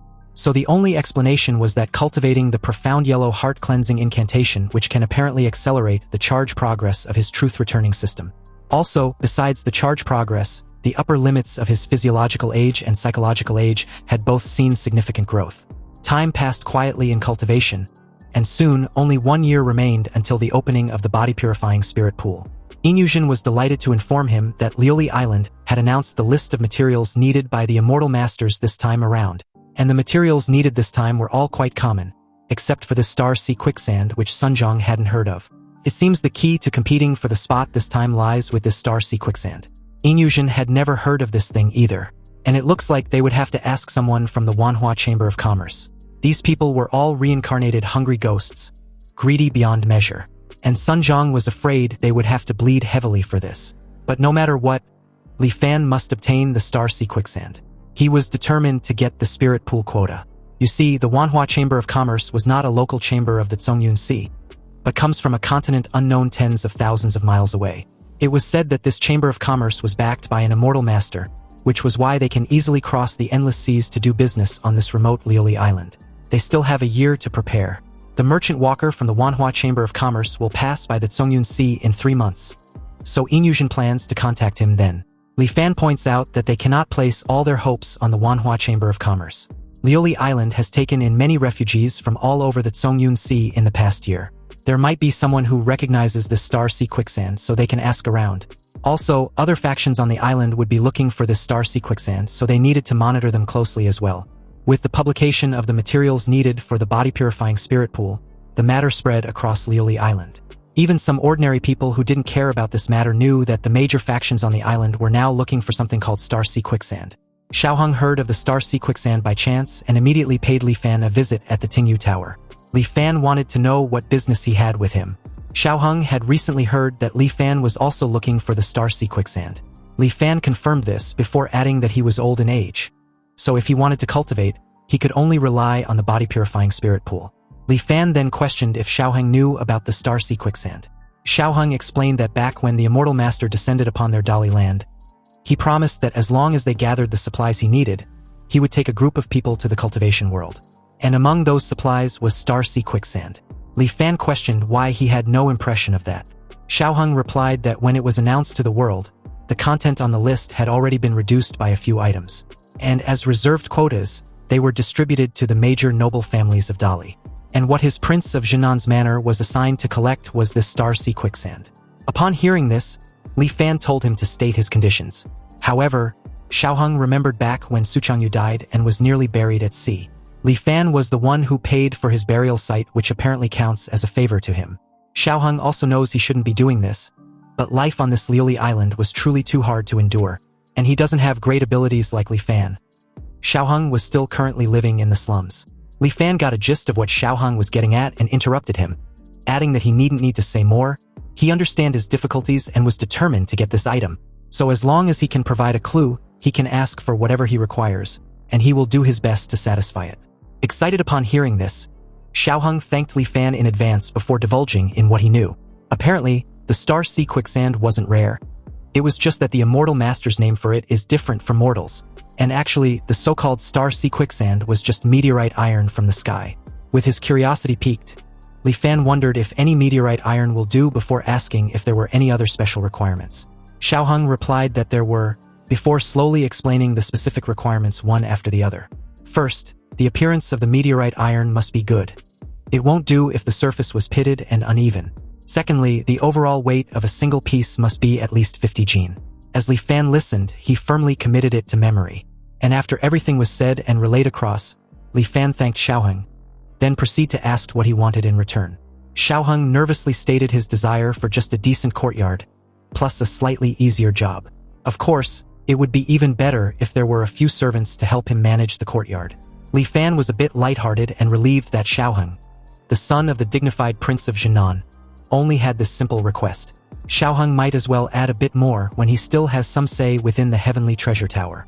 However, Xiaoheng knew his own capabilities, and being able to eat and live well without living so tirelessly was enough to satisfy him. If he suddenly possessed wealth that made others jealous, it would be easy to invite disaster instead. Li Fan didn't insist further, and after exchanging a few more pleasantries, Xiaoheng bid him farewell. On his way out, Li Fan asked if he had any plans to cultivate. After all, having gone through untold hardships to reach this cultivation world, Xiaoheng can't have made the trip for nothing, right? But Xiaoheng expressed his lack of interest in immortal cultivation at present, and even added that just reading that profound yellow heart-cleansing incantation made him drowsy immediately. After seeing Xiaoheng off, Li Fan went straight to the heavenly treasure tower. And upon hearing that the star-sea quicksand was meteorite iron, Inyushin was a bit skeptical. After all, Xiaoheng could be lying, so they still needed to verify this intel. Li Fan then questioned Inyushin about the Chamber of Commerce, reminding her about the merchant walker of the Manhwa Chamber of Commerce coming to Liuli Island soon. When the time comes, they might as well probe him for the truth. Inyushin was on board with this idea. However, if they can save a sum of money, that would be best. But no matter what, they still need to secretly purchase meteorite iron that meets the requirements. And right now, not many people know about this, but that might not be the case before long. Additionally, when purchasing, they must mix it with other items to deceive others and confuse the public. At the same time, they can order people to release fake news about star-sea quicksand in the market to muddy the waters. Inyushin was delighted and impressed with Li Fan's way of thinking, cementing her initial thoughts of him not being a simple mortal. Before, she only knew Li Fan had the spirit-channeling treasure physique, but didn't expect him to also have a foolproof strategy for everything. Inyushin was now very curious as to what Li Fan did before coming to Liuli Island. Li Fan simply replied that he just taught people how to read. Once again, Inyushin pouted with irritation. Obviously, she didn't believe this horseshit reply. Anyway, Li Fan took his leave, and on his way, he mentions leaving everything in Inyushin's hands since he still needed to cultivate. Unless there was a special situation, he didn't want to be disturbed. And by the way, he wants the matter he promised Xiaoheng handled as well. Inyushin felt that everything related to Li Fan seemed to always yield promising success. But how can even a small matter like helping Xiaoheng be of great auspiciousness? Has her seeking good fortune and avoiding evil malfunctioned? You see, ever since Inyushin was young, she had been able to foresee the auspiciousness and ominousness of events. And although she doesn't have the ability to sense treasures like her sister, since meeting Li Fan, her premonitions for every task he had assigned have shown signs of great auspiciousness. Inyushin was also well aware that before meeting Li Fan, she had never encountered a great auspicious event. Although she doesn't know what kind of achievements Li Fan will have in the future, she trusts her intuition and will do everything she can to help him. Thus, under Inyushin's authorization, the Tianbao Lu began to operate at full capacity, and the Heavenly Treasure Tower released a large amount of fake news about star-sea quicksand. Knowing there might be a trap, other factions chose to wait and watch carefully at first. However, one faction held the mindset of buy it first even if it's fake, then sell it again. But consequently, the purchased items related to the rumors on a large scale. Other factions also couldn't sit still and joined the purchasing army. And for a time, prices on Liuli Island skyrocketed, and chaos ensued. As the instigator of all this, Li Fan simply stayed quietly in the Tingyu Tower cultivating. It wasn't until 3 months later that Inyushin finally contacted the merchant walker of the Tianhua Chamber of Commerce. So early that morning, she and Li Fan took a small boat from the Heavenly Treasure Tower, left Liuli Island, and traveled north for dozens of miles to the sea area agreed upon by both parties. The two saw a flying ark abruptly appear in the sky, and was welcomed on board. After all, it's been a long time seeing shopkeeper Inyushin. The flying ark arrived above them, then slowly came to a halt on the water's surface.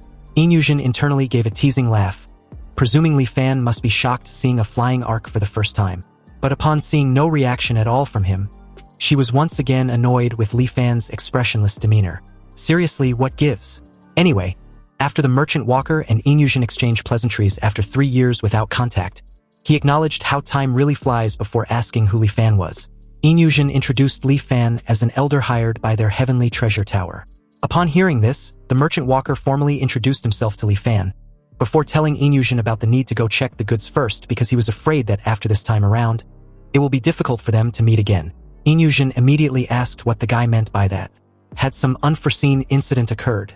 The merchant walker replied that he didn't know the specific reason either. He just suddenly received a notification from headquarters a few days ago that all the merchant walkers in the Tsongyun Sea must cease all operations and return as soon as possible. If he hadn't already scheduled this trade with Inyushin, he would already be on his way back. So they cannot delay this transaction and must make haste. Inyushin was a bit uneasy with this news, because the reason the Heavenly Treasure Tower has been flourishing on Liuli Island was the fact that it was backed by the Manhwa Chamber of Commerce. But now that the Manhwa Chamber of Commerce was suddenly withdrawing from the Tsungyun Sea, what will happen to their Heavenly Treasure Tower's business in the future? Also, why was there absolutely no reaction from her seeking good fortune and avoiding evil this time around? The merchant walker called out to Inyushin, which suddenly snapped her out of her thoughts. She immediately apologized for her wandering mind and gestured for them to go see the goods. Entering the ship's cabin, Li Fan led the merchant walker past various goods. He showed him the 16 pairs of jade discs, the 23 pieces of coral, the 46 luminous pearls, then 3 pieces of the Star Sea quicksand, which instantly stunned the merchant walker. He immediately rushed over to inspect it directly. As he effortlessly lifts one, Li Fan was shocked, because these pieces of meteorite iron weigh at least 50 jin. Yet in the guy's hands, they seem like toys. The merchant walker was impressed and satisfied with the entire 3 pieces, and even praised Inyushin for her good luck this time around. To think she actually collected such fine items as Star Sea quicksand was truly impressive. But unbeknownst to the merchant walker, he had indirectly confirmed Xiaoheng's intel to be accurate, as Li Fan and Inyushin stared at each other with obvious delight. Anyway, very satisfied with the goods provided by the Heavenly Treasure Tower this time around, and because the two sides would not be able to meet again for a long time, the merchant walker specially invited the two to be guests on the Manhwa Chamber of Commerce's flying ark. After Li Fan and Inyushin had eaten and drunk their fill, the merchant walker led them to the warehouse of the flying ark, leading them to all things he bought while visiting various islands in the Tsungyun Sea. Some items were priceless, while he was unclear about the function of others. The guy Wu just bought them because they looked peculiar. Anyway, if the two are interested, they can pick a few items from among them. Inyushin was ecstatic upon hearing this, her eyes practically lighting up like stars. With her seeking good fortune and avoiding evil, wasn't coming there like a rat falling into a jar of rice? Li Fan watched Inyushin's gleeful expression and couldn't help sighing with amusement. To him, since all the items present were mortal treasures, they hold no interest for him. But seeing Inyushin's eager look, he supposed he would accompany her for a stroll. The merchant walker Wu informed them that they had the time of 1 stick of incense to dig in. Inyushin comments on a jade bracelet, deeming it as a beautiful piece. And Li Fan added that the material wasn't bad either. Anyway, after 300 years of cycles, Li Fan had lost interest in all mortal treasures. So as long as the item wasn't related to immortal cultivation, he didn't care about any of it. But upon picking out a blue pearl to pass the time, his eyes widen in shock as his system informs him that it had detected a chargeable item. Obviously, the blue pearl was a wondrous item of heaven and earth, the Songhai pearl of nascent level. The system then gave him the option to recharge the item or not. Li Fan was still reeling about the fact the item in his hand was actually a wondrous item of heaven and earth that was still incubating and hadn't fully formed yet. He immediately reined in his excitement, deciding to give nothing away as he placed back the pearl with little to no interest. He pretended not to care and looked at other things nearby. Until the merchant walker announced that time was up, he didn't spare another glance at that Songhai pearl. Inyushin asked him if he really wasn't going to pick a few items. After all, it was rare for the merchant walker to be so generous, and this opportunity won't come again. Wu placed a hand on Li Fan's shoulder and laughed, agreeing with Inyushin. There was no logic in entering a treasure mountain and returning empty-handed. Wouldn't that be looking down on him? Since the merchant walker was insistent, it would be impolite to refuse. Li Fan gestured to the Songhai pearl and a jade tree statue as his items of selection.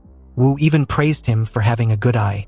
He added that he found the ancient tree jade statue on a desolate island in the northernmost part of the Tsungyun Sea. Apparently, this jade statue was worshipped by a primitive tribe on the island for thousands of years and is quite miraculous. If a normal person keeps it at home, it has the effect of calming the mind and strengthening the body. Li Fan then asked of the Songhai pearl, and Wu simply replied that he bought it from a fisherman on Luyun Island. Li Fan stared at the pearl with evident curiosity. Anyway, at this point, both sides concluded the transaction, and the Tianhua Chamber of Commerce obtained a large batch of treasures, while Inyushin obtained a large amount of gold and silver as well as a few treasures. On the way back, although Inyushin had a full harvest, it was still hard to hide her worry. Li Fan questioned if she was worried about the Heavenly Treasure Tower's future business, and Inyushin confirmed his guess. Without the Manhwa Chamber of Commerce, they would lose a crucial sales channel. Inyushin simply didn't know why they would suddenly withdraw from the Tsungyun Sea. Li Fan assured her not to overwhelm herself with worry. When a cart reaches the mountain, there will be a way through. Anyway, arriving at Liuli Island at night, Li Fan immediately returned to the Tingyu Tower. His original intention for the trip was just to verify if the star sea quicksand was indeed a meteorite iron. But he didn't expect to obtain such a treasure. Encountering the Songhai Pearl was truly a pleasant surprise. Li Fan just didn't know what was special about it, and why this tiny bead was named Songhai. He wondered if the reason could be that it truly contains an ocean inside. A sudden rustling and a knock outside his door made him alert. It wasn't even dawn yet, so he wondered who had come to disturb him at this hour. Li Fan pulled out a short knife before asking who the intruder was.